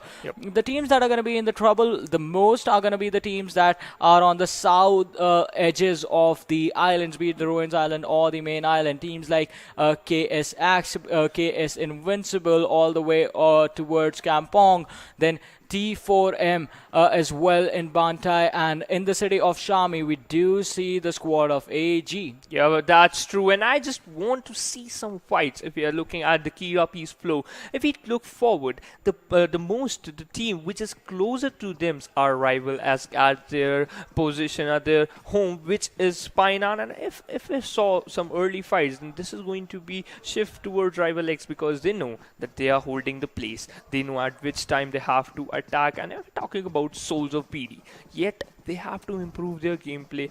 They're not looking that much powerful, but I know that they are going to be much good and improve that what they are lacking in. And some time that 1971 Gladiators Tero can be spotted by Hassan, and if he is spotted, that he is going to be big trouble, because his teammates are very far away from him.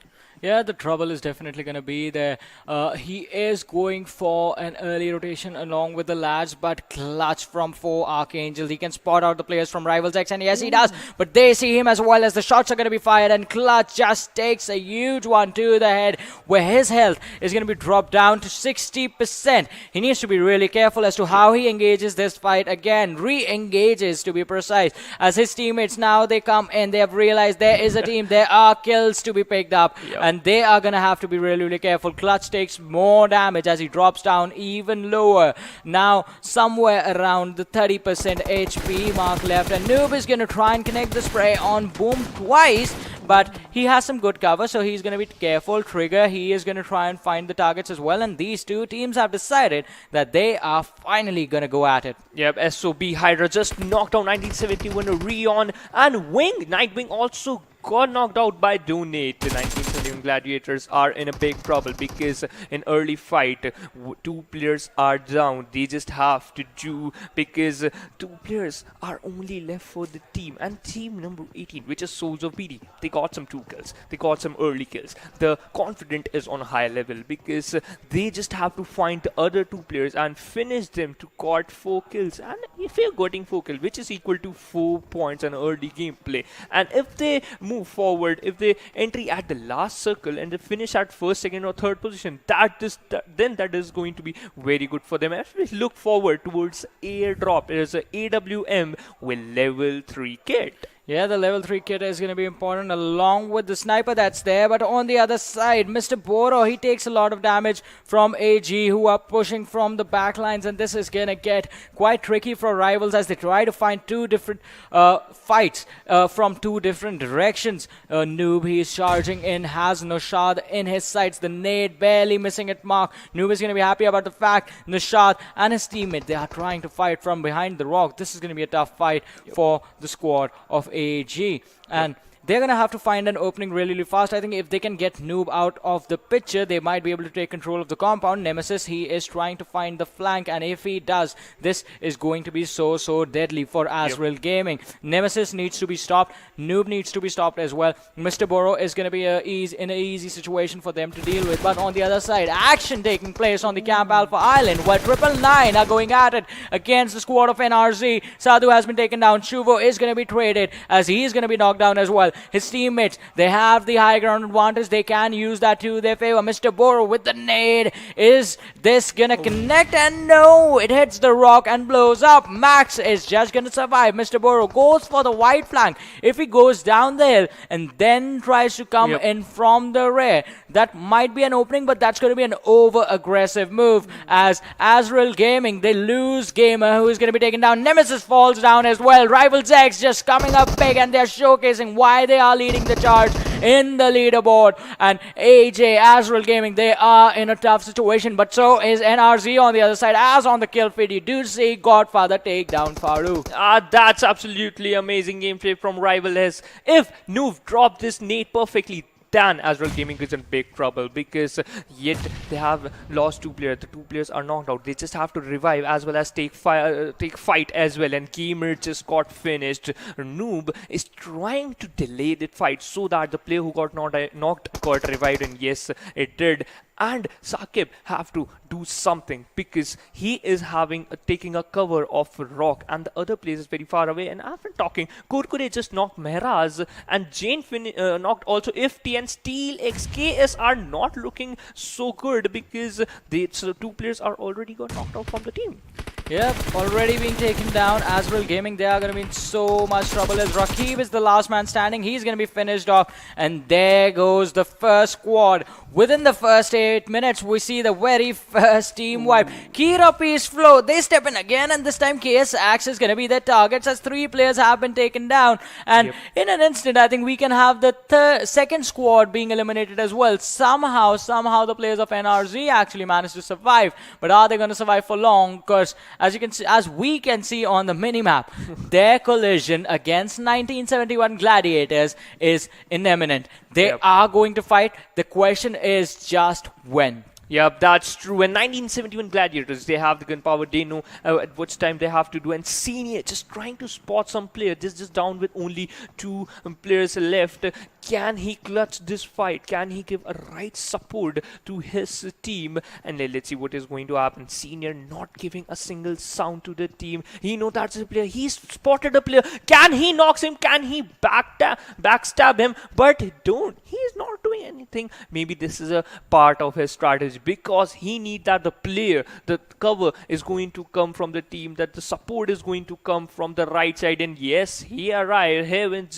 Even White, he just arrived taking a cover of rocks, trying to spot some players of 1971 Gladiators. And if this is going to be lethal for our soul, because he didn't spot Senior and he can backstab them easily. Yeah, he can get a backstab going. NRZ, they need to be careful this time. 2 players have been taken out, just 2 players surviving. The circle takes a shift up north, heading towards the Camp Alpha Island. But still, a bad situation for the IGLs, as they are going to have to decide which island the circle is going to form on next. Is it going to be the Camp Alpha Island? Is it going to be the main island? And whichever way it goes, it's going to cause a lot of chaos. It's going to cause a lot of trouble for the teams that are not on the position and are going to be forced to cross over to the other side. Talking about crossing over, we have the second airdrop coming in close to the first one. It is 2 airdrops coming in fact, and one had the M249, but I'm not going to talk about it. I'm going to talk about what's happening right now. NRZ Syria just hiding in the dumpster. The 2 players from 1971 Gladiators, they just went by him. Sinistro.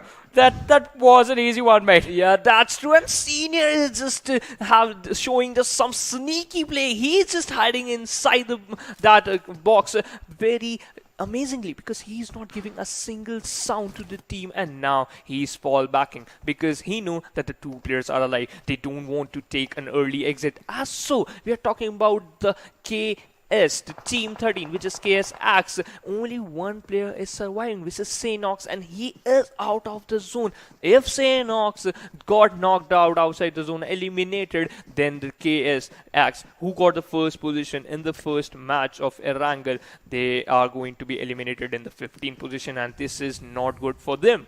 Yeah, this is definitely not going to be good for them. 15th position, just 1 kill, just 1 point being secured. That's not going to be a good start. But on the other side, T4M Thunder, the man who put up an amazing performance, is going to be taken down. Dominator just comes in to dominate. But T9, they are also having a collision. Mad Max doing a lot of damage to Boom twice, dropping him down to barely a sliver of health, and that is going to be a tricky situation for them to deal with. We do have Rivals Noob on our screens right now, and I just hope we are not seeing the same thing happen for the 3rd time. Because the players are moving. They are still moving. All right, they stopped right now. But Abrar just molotoving himself. Oh my god, this is maybe the wrong call. He didn't get what he have to do. And if we talk about T4M is very close to Rivals X. If they fight and if they engage a fight, this is going to be very lethal for them as well, because we know that Rival X know that they have the gun power, they can do. And GG Whitey got the Grenadier title. He just knocked 2 players in a single grenade. Oh my god, what a show, what a use of utilities. Yeah, the usage of utility was pretty good, but they are going to have to be able to capitalize on that one right now. And talking about this team, Rivals, they have confirmed 3 kills for themselves. The 4th one comes in. The knock is going to be there on the player of T4M, and an instant finish as well. Somehow just still managing to hold on to the ability of fighting, and right now still are dominating the entire server and any other team that comes in front of them. Yeah, that's true, and that's why they are proving that why they have the why they have the gun power and why they have the experience. They are slowly and steadily moving forward to get some more kills, and that's why they are one of the best teams here. And if we look at the zone, most of the teams are moving inside the zone. Somehow KS Axe last player Sanhok is surviving, and team number 14 Mad Max just knocked out by Clutch. Godfather just got eliminated. Shave also got eliminated. Mad Max also got eliminated. Wow, what a performance by the team 14, which is 999X. Yeah, it was an amazing performance indeed, but the circle just shrinks even more as the teams are going to now try and fight their way inside this one. It's still split between the two islands. I just hope it is. Actually, I do hope it's in the water. That's going to be fun to watch. Yeah, absolutely, because you just have to move inside the zone, as well as if the zone is going to be inside the water, this is going to be very trouble for the teams, because if you got spotted inside the water, then you get eliminated instantly, and the teams which are outside the zone taking the blue zone damage as well. That the game is going to be very interesting, because we don't know which team is going to survive, because the team who is having high amount of heals, who's just boosted up and having 100% HP in the last zone, is going to survive if the zone is going to be inside the water area. Yeah, that all. I mean, the teams can just try and fight it out outside as well. We have seen that happen, wherein teams just go and try and end the match early. They just go super aggressive and try and take the fights while they're on land. They send just one guy inside the water to try and swim it out, to try and figure out if they can actually just survive in there and get the final placement points from there. But other than that, most of the time the fighting is there, and Ehsan on our screens right now, still just trying to move up the hill, trying to get to the other side despite all the struggles that he's facing. His teammate has been knocked out on the other side. Legend by none other than, ladies and gentlemen, Kira Peace Flow. Oh my god, Kira Peace Flow is still trying to fight and get some kill as well. They know that these kills are going to help them in the last circle.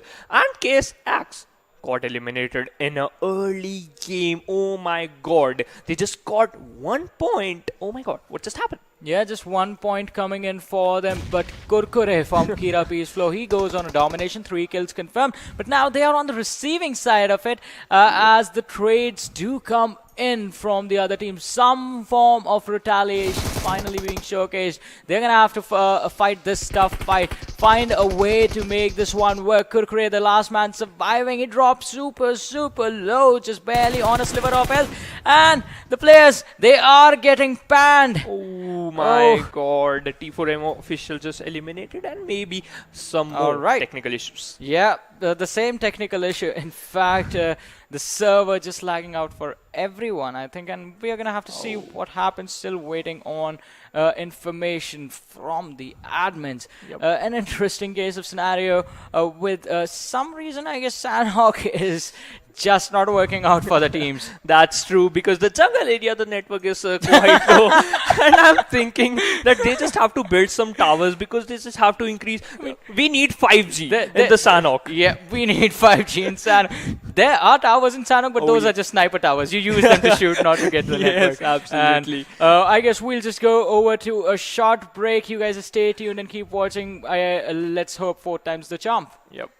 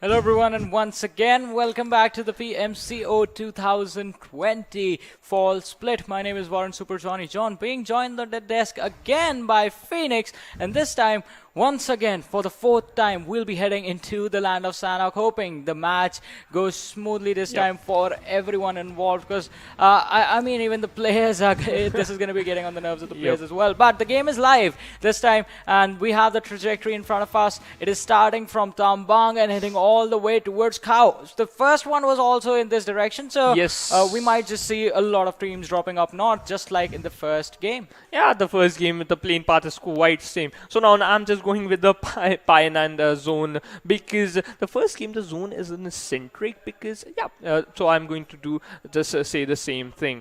And I'm looking forward for the team Rival X. Are they going to move their favorite location, which is Painan, and the RisingNepal? Are they going to go to the boot camp? Yeah, boot camp is also going to be a high priority location, and they will definitely get the control of it. But once again, the question also becomes, can they be contested? And it doesn't look like anyone is going to go and challenge. Oh, interesting circle moving in south. So, since the trajectory ended where it ended on the first time Sanhok was hosted, the circle was sort of in a similar situation, and now again looks like it is going to end towards Painan and Ruins. We're gonna have to see, and we will find that out shortly. Every single team again on the same drop location, apart from one guy, 1971, going for a weird split as Sinistro is separated from his team, and fights have already started. One lad, DRS, they are gonna lose Nima as soon as the game starts. Oh my god, this is an early exit for a player, Nima. And disconnect of DY also got knocked out. I'm a little worried for the team, the DoyenKnightSs, because one player just got knocked out. They have to revive him until unless they are also going to lose a player of the team. And I'm looking forward the DRS, maybe they just also have to do the same thing. They already lost one player. They have to now play with only 3 players. Yeah, disconnect. Even in the last game, he was finished off, and this game as well, just being caught off guard quite early.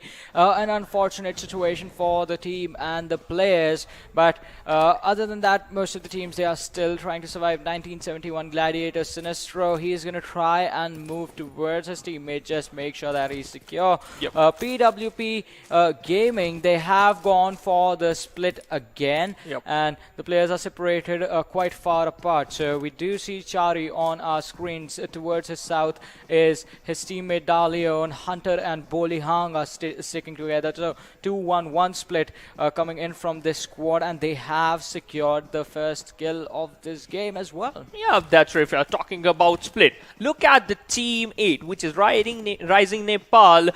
Crazy. He is just surrounded by Godfather, Ifty, and Mad Max, and the other players of Team 13 of KSX as well.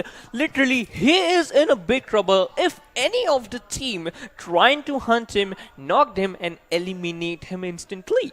Yeah, they are gonna go and eliminate him if they catch him off guard, but that's the trick. If you do a 4-man split, you get the advantage of having extra information. If you lose a player, the other lads still survive. But that's the thing, if you lose the player, the fights in the final circle are gonna get a lot more tough. And it's going to be a lot more pressure during the mid-game stages as well for the teams to deal with. In the meanwhile, the teams on the south, they are looking quite comfortable, as we do have AzraelGaming on towards Nakham. They're going to be pretty happy about the way the circle is right now, along with T4M squad. So not that much action happening in the game right now. We do have the teams who are going to go for the rotations. DRS, they are away from boot camp, and this time they are closing in on the city of Painan. An interesting situation, I think, should occur shortly, as RisingNepal have gone for a 3-1 split as well. One of the players has crossed over, and it is crazy, I think, was crossed over towards the side of Camp Alpha Island, and he is going to be surrounded by KSX and 999. Yeah, that's true. And 4 Archangels also moving towards the Painan location. Kira, Peaceflow, they're also moving towards the Painan location, as well as DRS Gaming. So Rival S, X are going to take fight with 3 teams, if all the players are going to fight within, and we look forward, PWT Charlie, PWP Esports is very close to KS, and yes, he knocked out C Minor and instantly finished him. De Leon have a great decision to knock him and finish him, because Charlie is now pushing towards the legend. Can he spot him? Okay, he's just cooking a nade. If this nade goes perfectly, then team which is in a big trouble, and okay, he just knocked him and finished him instantly. What a strategy for the team PWT Esports. Yeah, Legend just was, he did not even have a chance to fight. Now it's going to be up to Ehsan to hold this assault coming in from PWP.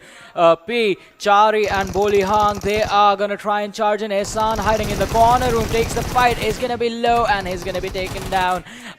It was interesting as the player from PWP, Chari, he did try to throw the nade, he did throw it as well, but his teammate stopping right outside the gate, that was pretty important, otherwise he would have been knocked down as well, and that would have meant them sort of using crucial healing utility for a really bad situation. That's true, and if he got knocked out, maybe Ehsan is going to push towards him, because he knows that where the nade got burst, and he's just going to push towards him, and the fight is going to get against towards the PWT. And if we look forward, team number 14, which is our 999 Axe, moving forward to find and spot some players of KS Axe. Maybe they're just going to spot him, but they are a little far away from that. And if we are looking forward towards the airdrop 1, we have MK14 with 60 bullet of 7.62 and suppressor plus level 3 kit. Yeah, the level 3 kit is definitely going to be important as the gun in there. The demon with 2 faces, as Ocean likes to call it.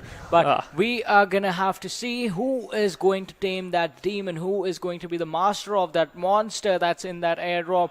And I think for that, we're just going to have to wait for the late game stages. As of now, there is the squad of PWP who are quite close to that airdrop. But on our screens right now, it's going to be the squad of NRZ who have gone for a water rotations, and they're rotating from the far west end of the island. You do see the entire squad right now. I think they are probably going to be landing on towards Tambang and Nakam area, and they need to go super fast, because otherwise, if the other teams already position themselves on the edge, that might be troublesome. We have seen teams falter up in that situation wherein teams have already taken control of that edge of the Ruins Island, and then they end up creating a lot of trouble for the other squads that come in for the water rotation. And Dalion is going to be the master of the monster. Yep, he's just taken MK14 because he know the damage is quite high. And if we look forward,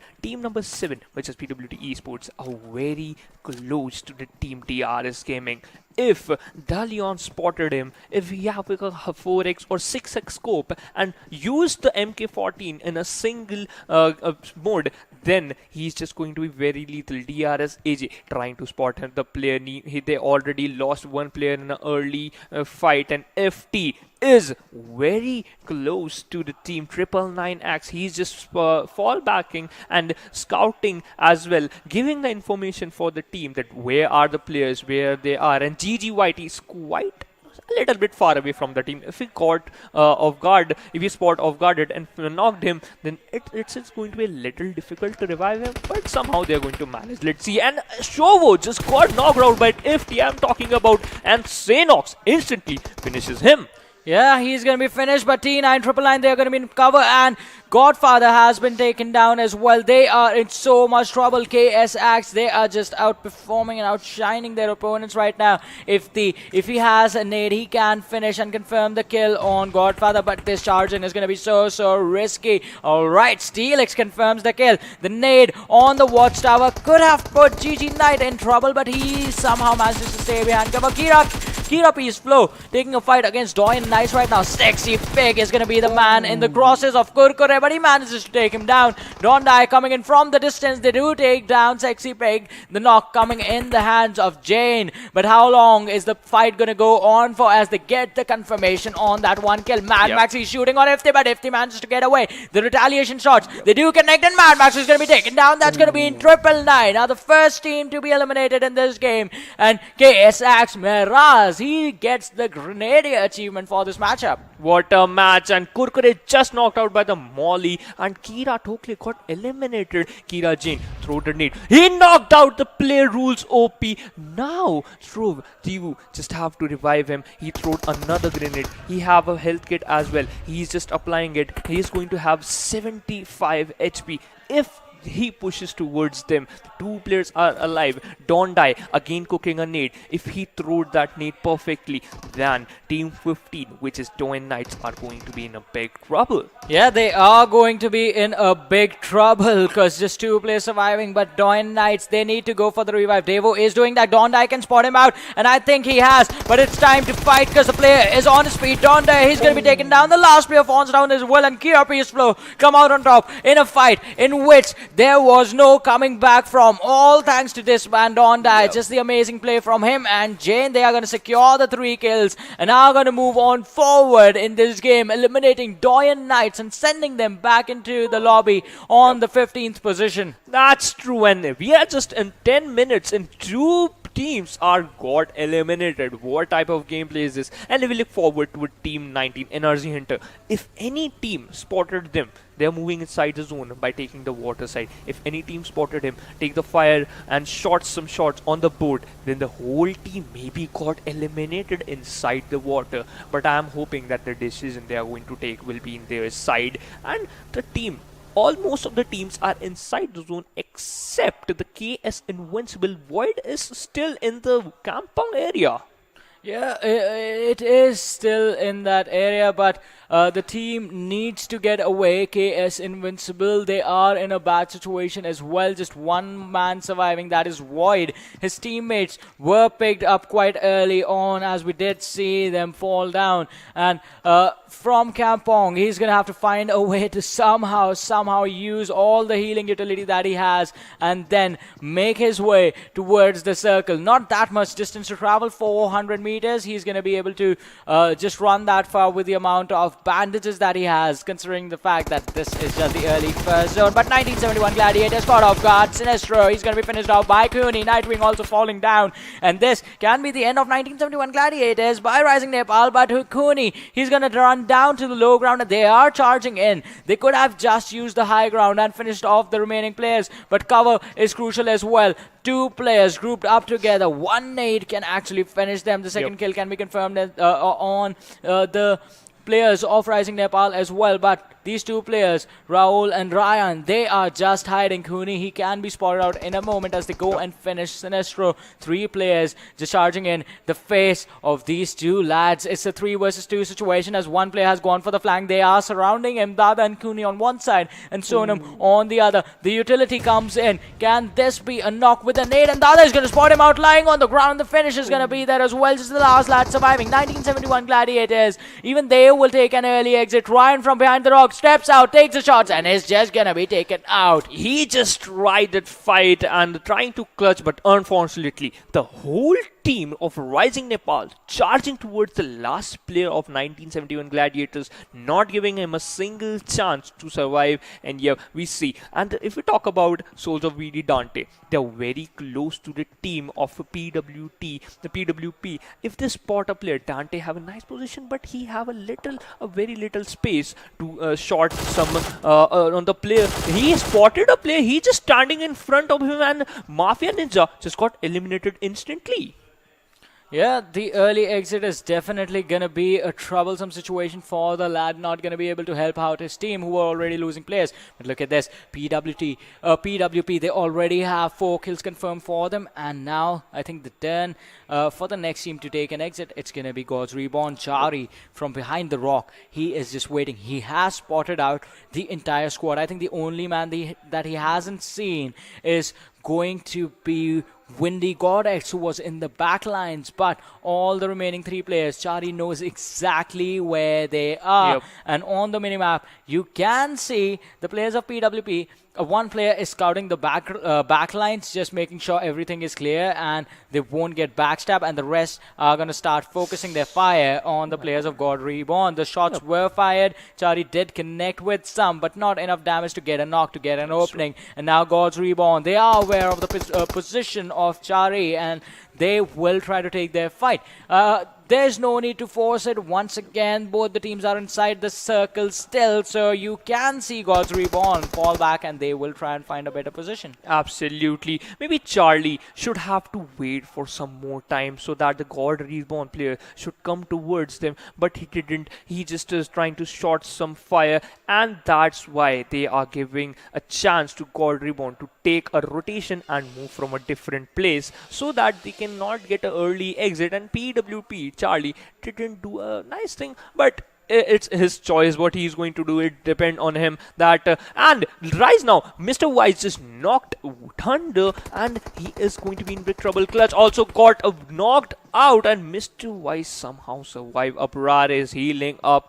T4M trying to get some kills, and boom, twice finished the player instantly. He's the last man surviving for his team, and he's just spotted a player. Dominator just got dominated by Boom twice. Can he confirm this kill? First of all, he just have to heal himself, and then he can take some fights.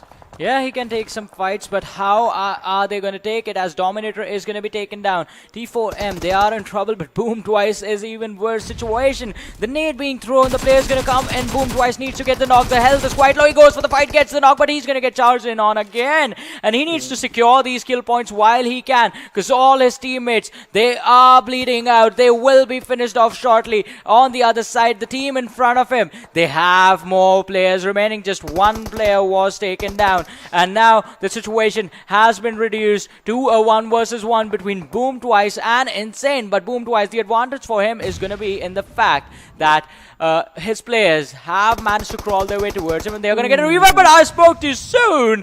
He's going to get finished off from all the way around, as Insane is going to spot him out through the window, fire the shots with his M4 and get the kill. Yeah, Insane can actually run on the other side and just revive his teammate who might still be alive. That's his name, still alive. Yeah, that's true. He's still alive, and I've thought that Boom twice is going to get some kills, but Insane. Whoa. Oh my God, he chose the wrong path. He thought that the player is outside the house, but no, he's just inside of the. But he's just last man surviving. The team got 2 kills, knocked out, eliminated a team as well. And I'm looking forward that Insane is going to play a little passive, because they want some placement points. They already got 2 kills, and if they combined with the placement points as well, Steelix got knocked out by no shot. Can they convert this knock in a kill? Because Team 13, which is KSX, is in a difficult position, and Noshout just popped a nade. Can this nade go on a perfect location? FT is in difficult position, but he closes the door, and yes, that's how he survived. He's still managing to take some fight, delay the fight as well, so that the cover, the team, the other players could come and help him. But unfortunately, Max knocked him instantly. Yeah, Max had a really good flank, and he is going to take advantage of it. On the other side, KSX, they are in trouble, as well as one of the lads, Steelix, was knocked down, and AJ, they are in a really good position. They can turn things in their own favor, and yes, they do, securing the kill on FT. That's going to mean the squad has 3 kills right now. Gamer with the kill secure, and the team is going to be in a really good position inside the circle right now, just trying to gatekeep the squad of KSX, but they need to move, and they need to move fast, because RisingNepal is headed in their direction. Yeah, that's true. They're slowly and steadily coming towards them. Sonam trying to spot some player, because they heard some sound as well, because they are spraying towards them. AzraelGaming should also have to look a little left, because the beast, the team, they are coming towards them. They already got 4 kills, and now they are hungry to get some more, and Sonam just got spotted and get some kills. But Trigger, meanwhile, Dalion just knocked down Trigger. Can he convert this kill? And Rakib just trying to spot some player as well. PWP Hunter just got knocked out. Charlie also got knocked out. Dante is playing a very nice game. Yeah, it is a nice gameplay coming out Dalion. from him, but Dalion, he is going to have to focus really, really hard to find a way inside the circle as they are going to try and cross the city of Painan now. The squad in front of them, it's going to be Rivals X. He fires the shots, misses most of them, just a couple of more, just 6 bullets were fired, and he runs back into the cover. But on the other side, RisingNepal, they are stuck in their own fight. Dalion and Bolihang just holding strong to their compound. In front of them, the players from Rivals X are going to try and finish them off. The nade coming in from Soulz of BD is going to make sure that Dalion is going to be down on his knees as Soulz of BD charge in from the back lines. In the meanwhile, KSAX take an exit. Bolihang is charged upon and finished off, and he takes an exit. Rivals X somehow just still trying to fight, trying to survive. Soulz of BD right behind them, getting and entering the city of Painan right now. Rivals X are going to have to cross over to the other side and try and take the fights that are going to come in their direction. But DRS, they still have one lad in this match, and they are also going to try and survive. Yeah, meanwhile, our next Dada just got knocked out, and KS Invincibile got eliminated. A nice team. And Soulz of Bangladesh trying to move inside the zone. Gizlin just knocked out and instantly finished by Cooney. AJ spotted a player, shot some shot, and yes, it got connected. One more player is on verge of elimination. 2 players just got knocked out. 2 players are left, and DRS now looking strong. Yeah, they are looking quite strong. AJ is still in here and still trying to survive. Takes down one player with a really, really nice spray, but he has to worry about the remaining ones as well, as Reaper is going to be finished from the other side by the players of RisingNepal, who just spot them out. A free kill being handed over. Dante is going to have to take the fight up against AJ, who's trying to cook the nade and throw it inside the house. Perfectly spots him out, throws the nade, but Dante is going to manage to get away. Just some damage being done. AJ is going to have to go for the close range fight. He's going to have to charge in. He's trying to pull the footsteps, trying to pull the player by giving him the footsteps of the charge in. But Dante, he's just being safe. Another nade being cooked. If this one lands perfectly, this can be the knocks that AJ needs, or might as well just be the finish on the kill feed. We do see NRZ step up, as well as Senior secures a lot of kills for his team, and with those the points, but now they're in trouble. He goes for GR entry. God's Reborn, they are fighting that one out. T4M Insane drops. He takes away the kill for entry, in fact, and now God's Reborn turn on the players of NRZ. So a lot of squads fighting on the southern side, where T4M Insane, he's going to have to try and solo gatekeep these 2 squads of God's Reborn and NRZ, who are trying to charge in from the blue zone. That's true, and finally, some teams are left, and Rakib knocked Crazy and Insane, killed Fadu, and Jane knocked Gentleman and instantly finishes him. The type of gameplay is very nice. Rakib knocked Sonam and Dada as well. Rivals Nemesis just knocked on Die and finishes him instantly. The kill feed is literally running, and we saw the zone shifted just opposite to the Painan, and RisingNepal eliminated at the 9th position, and God's Reborn 2 eliminated at the 8th position. My god, which type of gameplay these guys are playing. And if we look forward to the Team 17, which is AzraelGaming, they got 8 kills. They just need some more. They're already inside the zone. They have to gatekeep for the team, which are NRZ Hunter. They are just taking cover off a big rock, big mountain. Can they move inside the zone? And team number 11, Insane, the T4M Insane, he is also there trying to spot some player. Mr. Boro trying to take fight with AJ. AJ got spotted. Boro take a little damage. AJ did have 100 HP. He is charging towards him, got prone, and give chance Boro to heal up. Yeah, the chance is, it has been given, but they need to be careful as well. AJ has healed up, but he's not going to be able to take the fight as the blue zone comes in. Mr. Boro is going to fall down. Nemesis taking the damage along with Mr. Noob. Both of them are running inside the circle, but on the other side, NRZ, they are taking the fight. Senior and Sadhu still trying to survive in front of this boulder. Sadhu is in a really bad situation. He's going to be spotted out, and he's going to be taken down, as well as AJ Max spots him out in the open, and he's going to be caught off guard. AJ Nashad, he goes on a domination situation. Both these players from Rivals X, they are taking damage from the blue zone. They need to heal up to be able to survive. And AJ, they are just standing tall of everyone. They are getting a lot of kills for themselves. 11 already being confirmed on the high ground. The only team inside the circle. And all they have to do is gatekeep everyone from climbing this mountain. The squads are being finished one after the other. Dante healing himself up. Nemesis coming from the backlines. And he's not going to be able to secure the kill for himself. Dante gets away. He manages to get away. 3 teams remaining. 7 people alive. Hydra from Soulz of BD. He's healing in the blue zone in Painan still. 3 teams. AJ, that is AzraelGaming, Soulz of BD and Kira Peace Flow in the top 3 with 1 player from each squad. I mean, Hydra is in the behind the enemy lines in the blue zone. Jane, he is running all along. It's going to be a couple of moments before he is finished. We just need to know when, as the nades are being thrown in his direction, and he somehow managed to avoid all of them. Oh my god, one more player just got knocked out outside the zone. AzraelGaming looking very strong. They are already inside the zone. They just have to keep up the momentum. They just need some players to got knocked out, and 1 player instantly got knocked out. We left with 3 teams, 6 players alive. AzraelGaming having left with 3 players alive. They have the manpower and as well as the gunpower, and they are inside the zone. They just have to gatekeep a little bit and get some kills. Can they match this? Let's see. I'm literally amazed what is going to happen. Yeah, I guess the answer to that question we are going to find out in a little while, because AJ, AzraelGaming, it is a 4 versus 1 versus 1. They spot out Dante. Dante is going to be taken out first, as Jane is going to be the second last player to be taken. I mean, he is going to be the last player to be taken out after AzraelGaming. They get the chicken in. The second last was Dante. And Jane, there is... I mean, there is a very slim chance of him getting the chicken dinner and stealing this one from AzraelGaming, but we have seen those situations in the future. Never in Sanhok, though.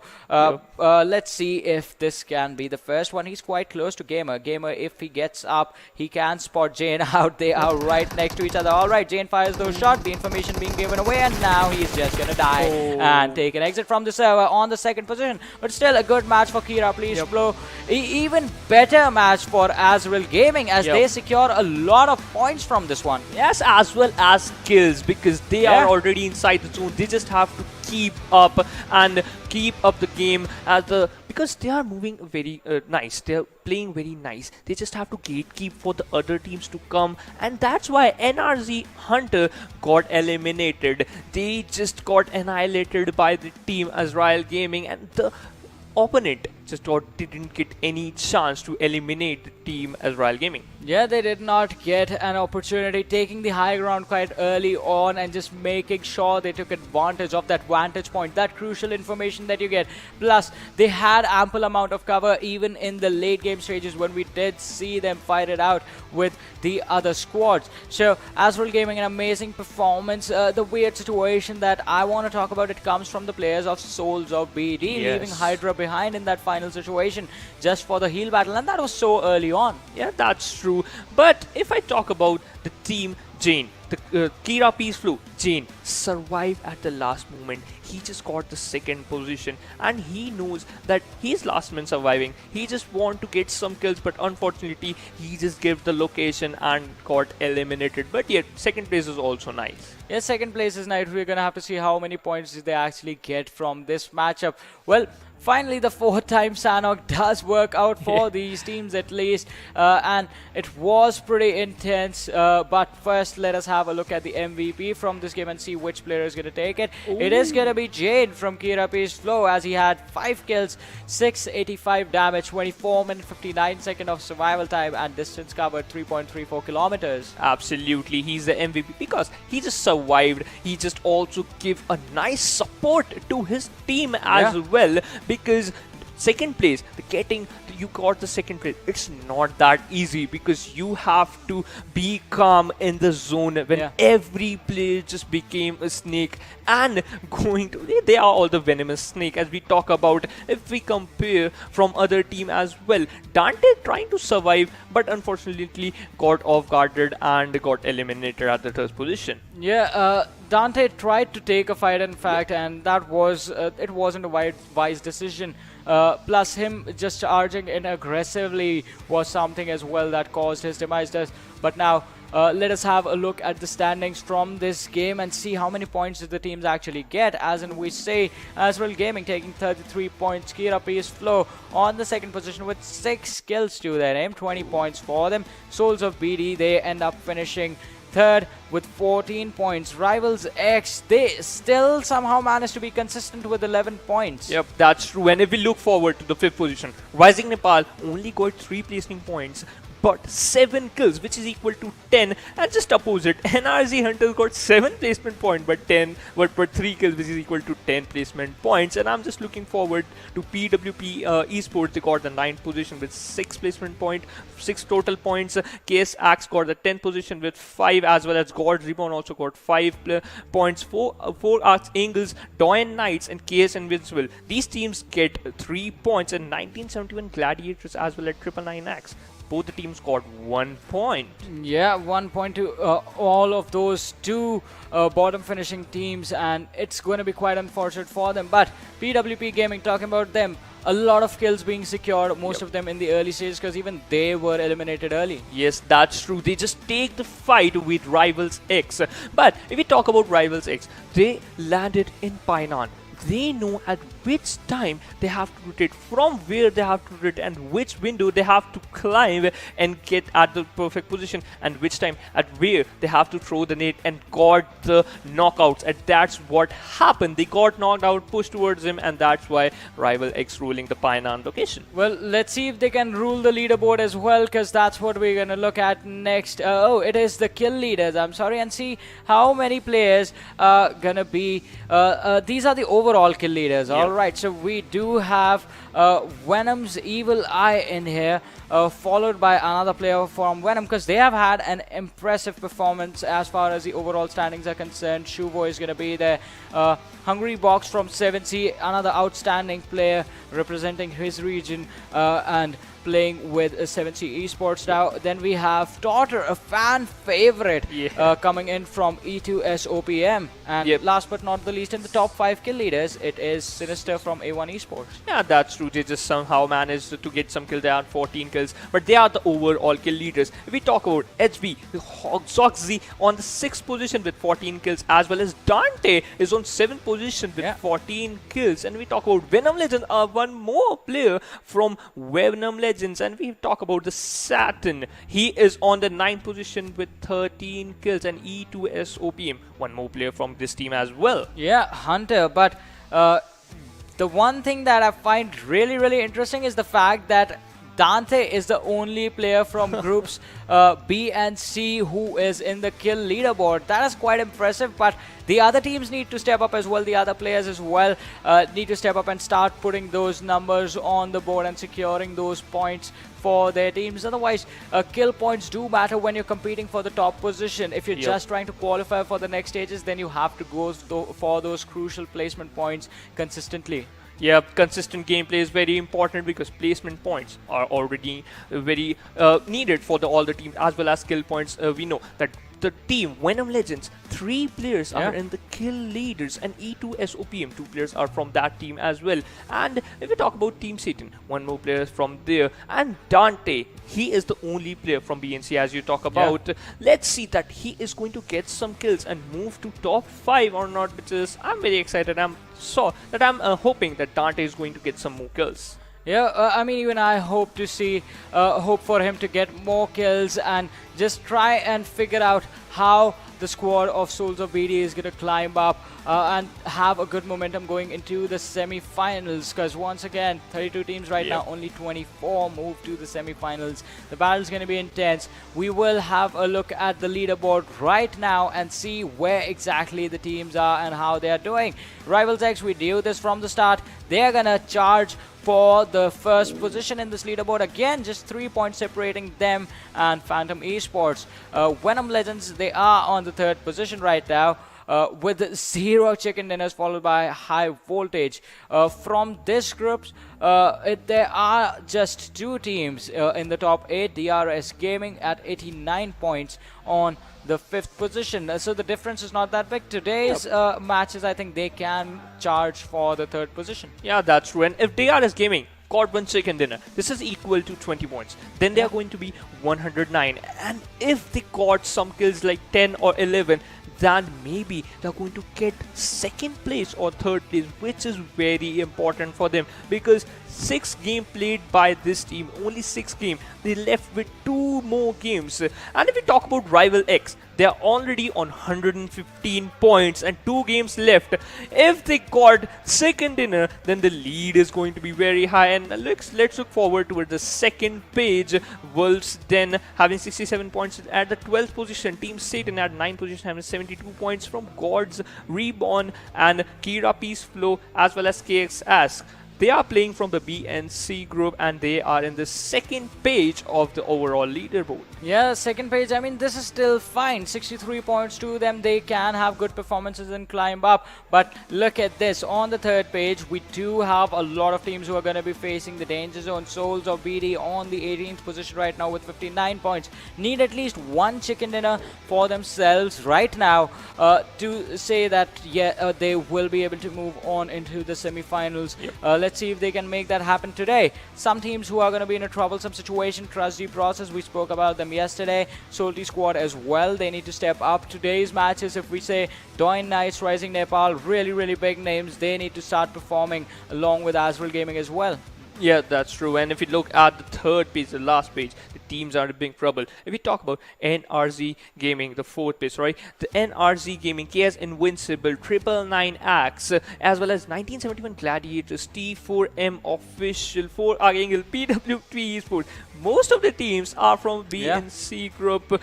They are at the bottom of the table. Maybe they just have to work on their gameplay, improve it, and move on towards the 2nd or 3rd chart. Well, I mean, they still have 2 more games remaining. Yep. Let's hope they can earn those points in those matches and climb the leaderboard to secure a spot in a better position than they are right now.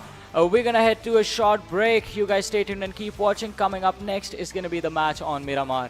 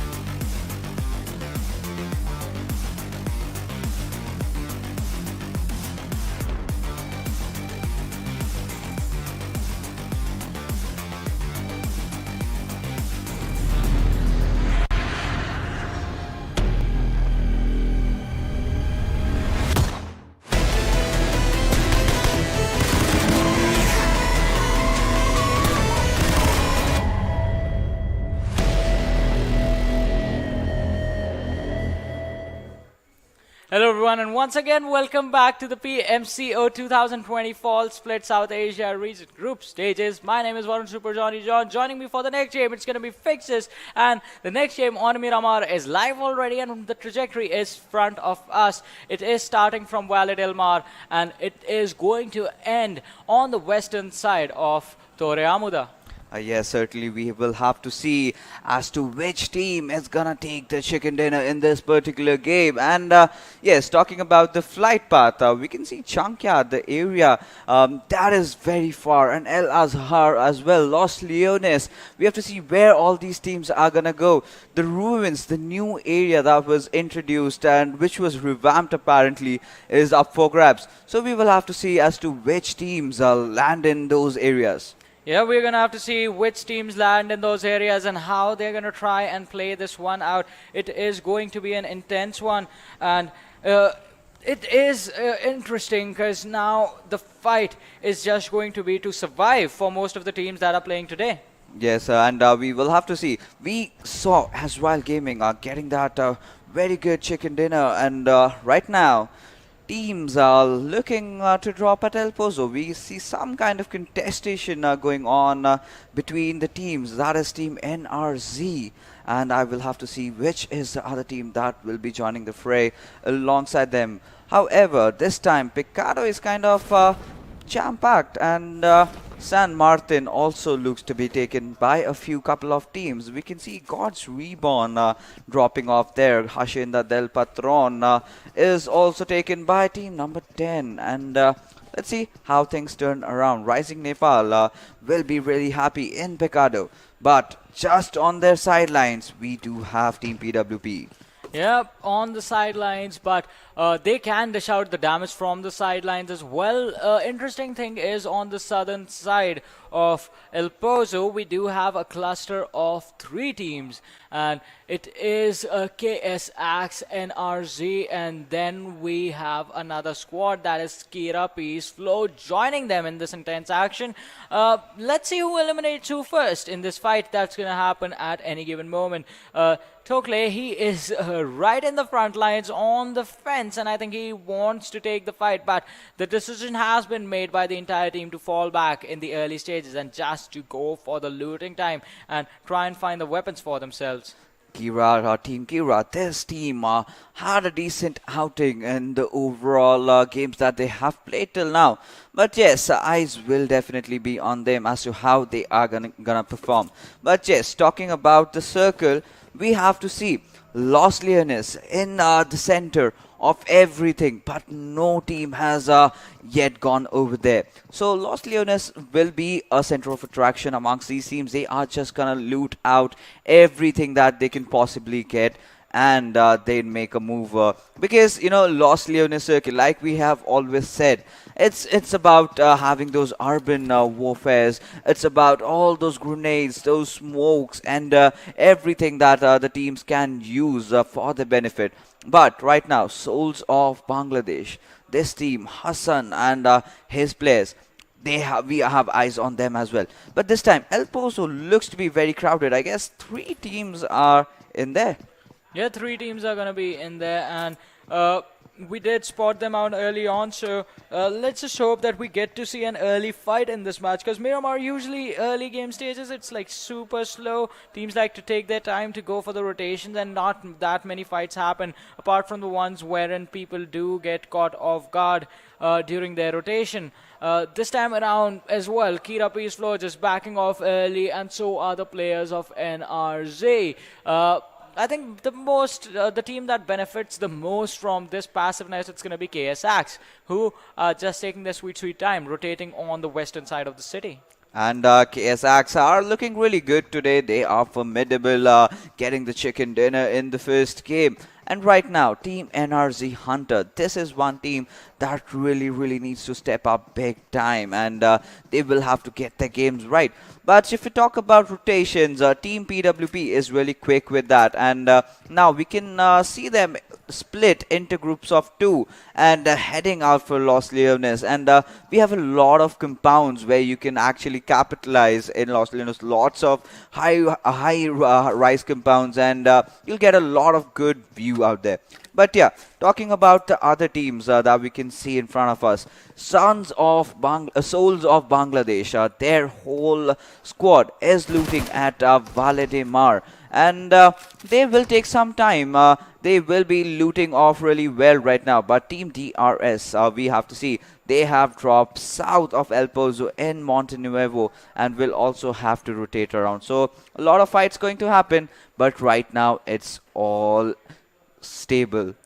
Yeah, it's all at a standstill, but the fights are starting as AJ Gamer spots out Sickfly 69 from the squads of Gods Reborn and AzraelGaming. This squad, they have gotten the chicken dinner on in the very last game. Right now, I think this is the perfect position to be in. They're right on the edge while the players from Gods Reborn are outside the circle. So the pressure is going to be on these players to force the fight and try and find an entrance, while the players from AzraelGaming, they can just hold their position, hold their ground, and just gatekeep the squad that is going to charge towards them. Yes, and but if you take a strategic look at their positions respectively, Gods Reborn, if they play their cards right, if they take those left rotations, if they take the compounds up on the hill, I think they can engage in a fight with AzraelGaming. But Rakib has different plans in his mind. He has spotted down the enemies, taking a few shots here and there. But Gamer, look at him. He wants to go on the aggressive front. Sickfly 69 trying to rotate around. And this one left rotation can certainly prove fruitful for him. But Windy God X, he is also moving around, trying to search for areas as to how they can try to pincer down the squad of AzraelGaming, and certainly they are succeeding. If they get that high round, if they just go a tad bit ahead, I think the entire squad of AzraelGaming, like we mentioned earlier, will be right in the open. Yeah, it is going to be in the open. Indeed, but Sickfly 69, he steps back, have gained, sort of put some distance between them and the squad of AzraelGaming, but Entry, he is in the front lines right now, hiding behind the broken wall, while the team that they are going to charge upon is inside the factory area. Also, the interesting thing is, two of the players from Gods Reborn have actually gone for a wide flank and have found their way inside the circle. So, it's going to be interesting to see. Are they going to force the fight right now, or are they just going to go follow their teammates, go inside the circle and get away? We will have to see as to what will happen, but right now this fight has also been brought to a standstill. But Gods Reborn are slowly but surely making that move.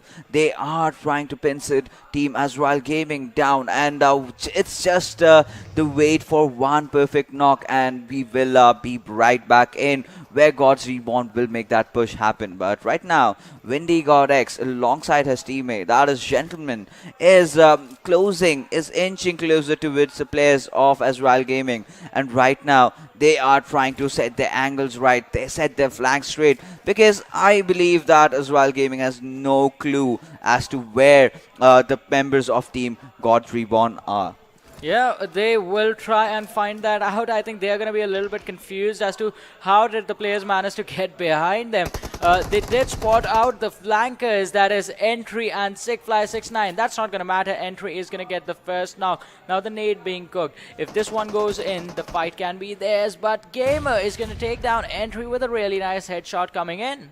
And that is what exactly Gods Reborn needed. And we'll have to see right now how AzraelGaming responding to that. Nushad, who has already been knocked down, but Entry, we can see he is down as well. So equal, even trades from both these sides. But still, the disadvantage lies with AzraelGaming being restricted to that one small compound. They have to play everything right to perfection if they need to survive. But right now, Sickfly 69 finding out Gamer and knocking him down. Nushad barely having any kind of meds. So this looks to be really, really tricky coming in for AzraelGaming. Rakib trying to hold off his angles, but has also been spotted out by Gentleman.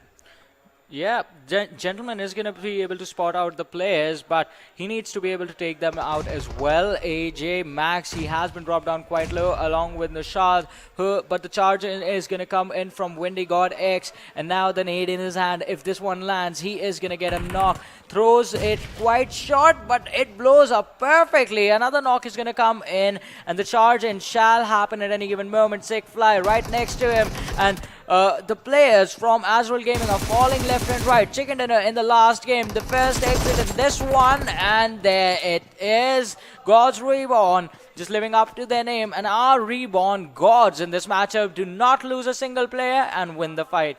And now they will have to make sure to make their movements really fast and really quick. But right now, what do we see? 1971 Royal getting knocked down to the play zone. That's a shame. I guess he has been DC'd because on the map feed, I find him still looting at La Cobreria. So that was an unfortunate event that just occurred with him. But the winners of last game, AzraelGaming, getting taken down first this time. Team Kira Power. We'll have to see what are these guys up to as well. But right now, if you take a look at the circle, we can see things happening around Los Leones. A lot of teams on the northern sides, and they are slowly but definitely making a shift down south. But Soulz of Bangladesh, they have already reached the bottom of Los Leones alongside Team PWP. So we will have to see as to how these fights are gonna shape out. Definitely, and I guess we will be finding that out in a little while. But the airdrop number 2 of this game is going to come in with the AUJ, the suppressor for the snipers, and the level 3 kit. But Rivals Trigger, jumping out of the car at the bad time, just going to get knocked out. I mean, it's going to be an easy revive, seems like, but Kira PS Flow, it looks like they can be in trouble as NRZ is going to spot out these players from across the ridge, and the sound cues of the vehicle, that's what gave away the location. But Haven, it looks like he does not have an idea of how far away these guys were. Yes, I also believe that he does not really know exactly how far the distance in which the players are located. But right now, Senior, he is trying to use that bolt action in his favor, trying to spot down the enemy. But right now, Kira, they are in a whole world of trouble because they have to get inside the circle, but are being gatekept by Team NRZ Hunters. And the other players, I believe, they've left from the left-hand side and they're moving easily inside the circle. But Tokle, he is the one that has been spotted out, and he is having some trouble moving out from here. Heaven still holding on to his ridge, and so is Tokle, just waiting for that one opportunistic moment. And we will have to see as to who makes that aggressive push coming in there. But right now, members of Team PWP have already started engaging with players, and there you go. KS Invincible's team goes down, getting knocked and instantly getting finished. But right now, Tokle has taken a lot of damage coming in from the grenades. But Jane is trying to provide cover fire from behind. Asan has also been knocked out by Bowley Hang, and PWP is in for a treat. Yeah, they are going to be in for a treat as they are just going to go secure all these kills for themselves. Ehsan right underneath the cliff. I think there is no revive coming in for him unless his teammates somehow manage to pick off Dalion and Bolihang and the other players as well. And on the other side, Kira P's floor. Jane is going to get a knock, but Jane is going to be traded out. Senior charges in. Dondai could be in trouble as Senior spots him out, but Senior is going to be finished off. And Kira P's flow. I mean, the name has peace, but they are not really peaceful, and that is a good thing for them. Yeah, certainly that is. And Don Dai will be taking down Senior in the process. Two teams have already been eliminated. Team Kira in their whole world of trouble right now. They have to engage and really soon also give a res onto its teammates. But Dalion, look at what this man has. Has an AWP in Miramar. An 8x scope or else 6x scopes would definitely be something that he really needs. But Nemesis, biting the dust, getting instantly eliminated by the members of Doyle Knight. DRS, Mafia Ninja, AJ, Nima and Galvin they are trying to do something out here, but a lot of players are falling down to the circle. Tokle biting the dust as well. T9 Axe Mad Max will be taken down by Mafia Ninja. So Team DRS is having a fair outing so far. But right now, in front of them, we see team number 14, that is Team T9. So we will have to see as to how Team DRS makes that approach, because one of their players is certainly down. It's a 3v4 fight, just one more knock, and then they can easily push. Yeah, then it's going to be quite an easy push, but they need to be careful while finishing off the other two players as well, because we have seen those crucial clutches come in. T9, it is a split, so they can actually charge in the players from DRS if they actually create a smoke wall towards their left. That's going to give them the opportunity to go in and finish off the two lads that are in front of them from the squad of 999. But moving over towards the edge of Los Leones City, we do see the squad of T4M, and right on the edge of the circle as well. It's going to be quite tricky for them to find an entrance into the compounds of the circle, ends up going over there. Also on the edge is going to be 1971 Gladiators. And right now, Team 1971, they have had a fair outing today, but rivals are certainly looking to be shaky today. Mr. Boro has also been taken down and gets finished off, but Team 1971, they are getting shots from somewhere certainly. And right now DoyenKnightSs do have the Yasnaya city captured for themselves, but the zone that has gone down west, and we will have to see as to when they are going to enter inside the circle. Team PWP certainly trying to move in, but right now they will have to face few of the teams, and that is RisingNepal and Team T9 to make a seat inside the circle. But right now Team 1971, they are looking strong, they're looking good, and just have to get inside the circle. We have 4 Archangels right in front of them. Just on the left hand side, we do have Team T4M, but KS Invincible's legend has been taken down to the play zone. A lot of players, in fact, are being a victim to the play zone. That's I have to think, what is going on? Yeah, they are falling victims indeed, but we're gonna figure that out in a while. As KS Invincibles, the players are being taken out one after the other. The play zone is just gonna grab all of them. But we do see the players of Rivals run in, and in front of them are running the players of DoyenKnightSs. This city of Los Leones, an interesting area to have the final fight, but this circle takes a westward shift towards the western end. And Noob on our screens a couple of seconds ago, he's gonna have to find a way to reach that location. He is in a very difficult position right now, because he is one of the 2 last remaining players for his team, and it's going to be hard for them to survive now. But T4M, they are trying to spot the players from 999 in the compounds in front of them, and if they do, they can go for the knocks, but they need to be careful, because RisingNepal is right next to them, and they can secure their kills. But someone securing the kills for 1971 Gladiators, it's going to be 4 Archangels. For Archangels, they've had a decent outing as well. But right now, if you take a look at the circle, I believe RisingNepal find themselves in a very good position. One of their players has been taken down, but he can be revived easily. Nothing really to scoff about. But Rivals, one after the other, players are going down, and that's bad news for them. A team that we've had a lot of expectation from did have a good outing in the first game, but right now in the map of Miramar, they are facing a lot of trouble. But PWP's SK49, they are also holding down a warehouse, and the other has been revived as well. But Abrar will be taking down 1971's Ryan, and we will have to see when and exactly where the push is gonna happen. Yeah, we will be finding that out again in a short while. But for Archangels, just getting another one for themselves, God's Reborn, they are also stepping into the action. But RisingNepal, just on the top floor or the building, are looking to spot out all the players around them. And these compound fights, they just slow down the pace of the game a little bit more. But it's just for the teams that are in here, the teams on the western edge of the circle, on the western side of the circle. For them, things are just getting heated up. Things are just getting heated up. Rules OP having spotted down players of Team KS Axe, winners of the first game. Right now, Rules, he is waiting as the players of KS are definitely going upstairs. Will be trying to spot down other members. Steelix,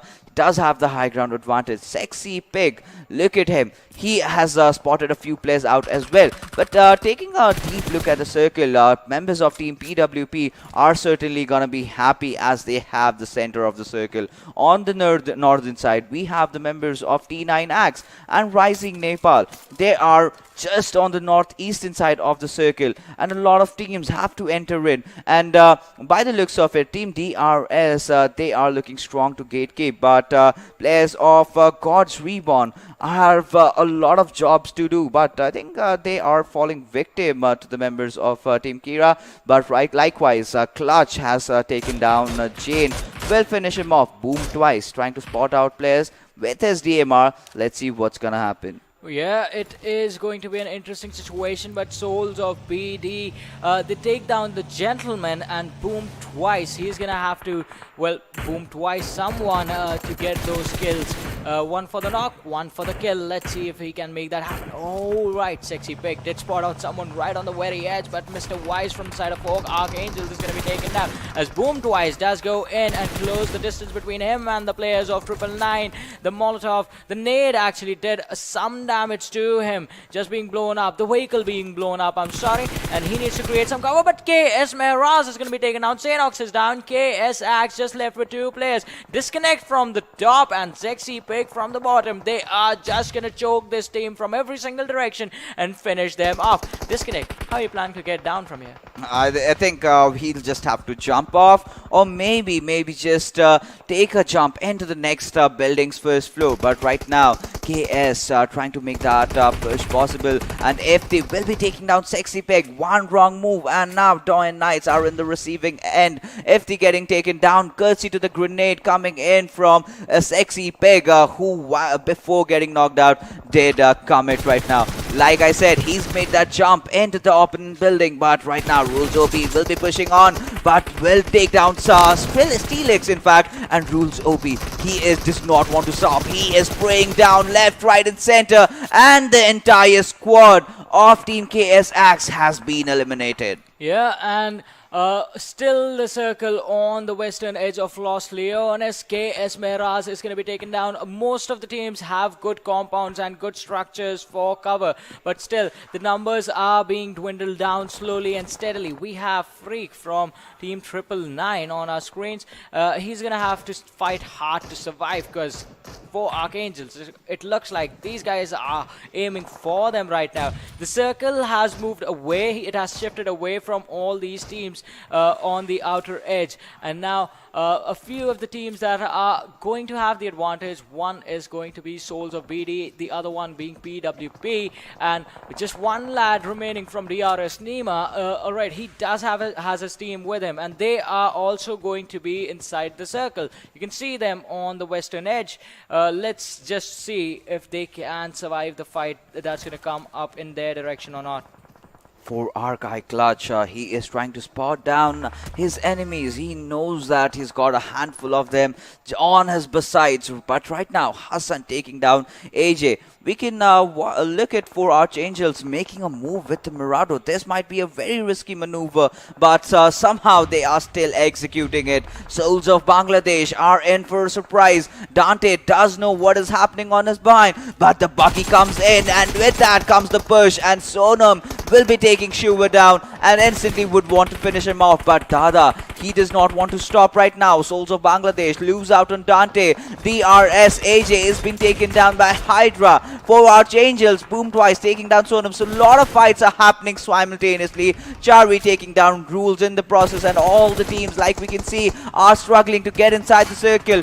Team RN, they are also inside their vehicles right now. But Glacha, oh my goodness, this car was coming in, but it was blown down to smithereens. What is happening right now? It was taken out by Boom twice, and now these guys from 4 Archangels just charging on the players of Soulz of BD. Hydra is going to be dropped down. Hassan and Reaper behind the vehicle. They take the fight. Clutch is going to be taken out. Boom twice is going to be dropped, and they wipe out the squad of 4 Archangels. That was such a fast wipe from these 3 players from Soulz of BD. An incredible fight being taken by Hassan and Reaper. Hydra just fell down in an instant, but they still did not lose their composure, and they fought their way out. And right now, Soulz of BD, they are putting all their heart and soul inside the game. And my oh my, how did they survive this one out? And this is pure grit. But meanwhile, Chari will be taking down players of Team 9X. And we will have to see as to when and when exactly they are gonna make that push happen. And Chari, he has thrown a grenade. He will follow up with another one. Will it connect? That's a huge question. The lobbing is right, but it was just a tad bit too far. But right now, Team PWP is still holding on to the warehouse that they were in, and the circle perfectly shaping up to it's in their favor. A lot of teams have to enter inside, but Hassan taking down Freak, and so does Hassan, gets traded off by his teammate. And right now, T9 GGYT, he will have to heal up. He will have to give a res onto his teammate. What is going to happen? 3 teams alive, 10 players remaining. Oh my goodness, this match has become so much interesting. Yeah, it has become really interesting. We do see the man advantage on the side of PWP. They had an amazing set of matches earlier on as well. This time, again, just standing tall. So, I can say the same for Soulz of BD as well. Even in the last match on Sanhok, I mean, when it actually did happen, they did have an amazing standing. Let's hope they can get the chicken dinner this time and not a second place finish. They have 3 more players remaining. Hydra, Reaper, and Hassan are gonna be there. Dante, the man who secured the 3rd position for themselves in the last game, is the one who was taken out. But now Soulz of BD, Hydra trying to find an opening and trying to keep the team away from the center. But the team that they're trying to spot and the team that they're trying to finish, it is the squad of 999. Yes, and we will have to see right now. 999, they are closing and edging past on towards members of Team PWP. They are just beside them, but Chari will definitely find one down. But right now, the fight has broken off somewhere else. Hydra trying to take a few shots down, but smokes have been deployed. Shubo finishing off enemies and will get finished himself. And the squad of Team 999 has become eliminated. But right now, members of Soulz of Bangladesh are trying to make that push onto his members of PWP. Has found out of play, spraying him down, taking down Chari, will go in for the second, and also taking him down, and with that, taking the chicken dinner. Oh my goodness, Soulz of BD, they are in for a proud. Yeah, they are definitely going to be in for a prowl and a celebration lap as well. But this time, we are going to see how many points they got from this game, because the consistency from this team is definitely showing. Does not matter. We have talked about this in the past as well. Chicken dinner in every game is not important. What matters is how consistent you can be in every game. And if you want the best performances from your team, if you always want to be in the top of the standings, you need to make sure that you're finishing in the top 3, in the top 4 every single game that you play, along with 4 to 5 kills coming in for your side. Yeah, and that is what they have been doing, and they've had some consistent run and finally ending up winning the chicken dinner. But this time, the circle really was very tricky. Initially, we thought it would head out to Los Leones, but that did not. It went to the western side, and Soulz of BD, the way they entered inside the circle. But let's take a look on towards the MVP of this particular game. That has to be Hydra, taking those 7 kills, 549 damage for himself, 25 minutes of survival time, and 10 kilometers he's covered. So everything executed into perfection for this team. And when the overall standing comes, I really want to see where this team does stand. Yeah, same goes for me as well. Even I want to see how much they have climbed up to today. They were in the second half of the standing, the second chart. And after this sort of a performance, I think they are going to be on the first chart. Yes, of course. That is inevitable. That is going to happen. But we still have one more game to go, and that will be in Vikendi. But right now, let's take a look at the standing in the map of Miramar as to see how these teams have positioned themselves. Soulz of BD, 15 kills, chicken dinner, 35 points just from this one game. PWP coming second with 6 kills and 20 points, holding on to their warehouses, and the circle definitely favoring them. But it was just the sheer class and sheer dominance of Soulz of BD that got them this chicken dinner. Yeah, definitely putting up an amazing performance this time around. And we will have to see how many points they had in total, but Other than that, 4 Archangels as well. I mean, taking an exit on the 4th position, but the 10 kills, 18 points coming in for them. PWP Esports 20 in total. So, pretty decent performance from most of the teams. Kira Peaceful, as I said, not peaceful at all. 4 kills coming in for the side, 5 points in total.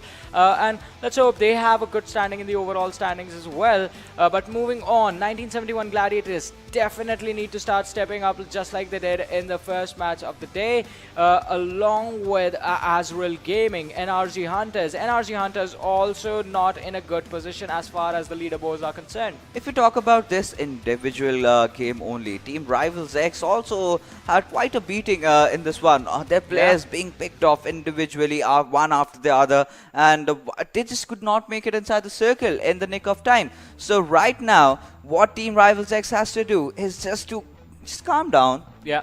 Start thinking from the start.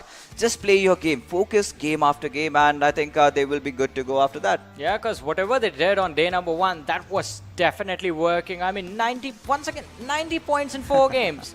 That's an average of what, 20 plus points every single match? Yes, and they've got that potential. They've got those players that can really go out on the front line, and even when time comes, can go in for the positional play as well.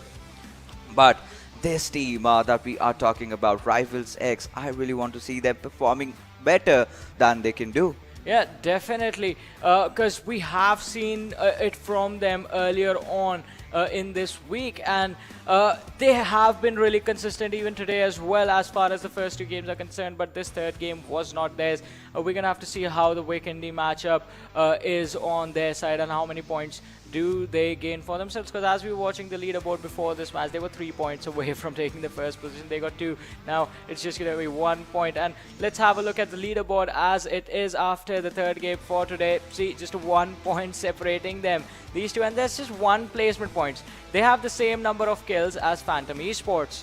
Yes, that they do, and Phantom Esports taking the first position with 118 points. Second position has been taken by Team Rivals X with 117, just that 1 point difference. And right now, they still have 1 more game to go. So pretty much, even if Rivals X does not get any point and does not get any kill, and just places 16, they can still equalize with the first team and Phantom Esports. So taking a look at the second quarter, 7C Esports, they are looking really promising as well. Yeah, they are looking really promising indeed, but we do have Kira Peaceful on the 12th position. They are going to have to climb up and get out of the top 16. Moving forward on the next set of standing, that is going to be, as I say, Danger Zone level 1.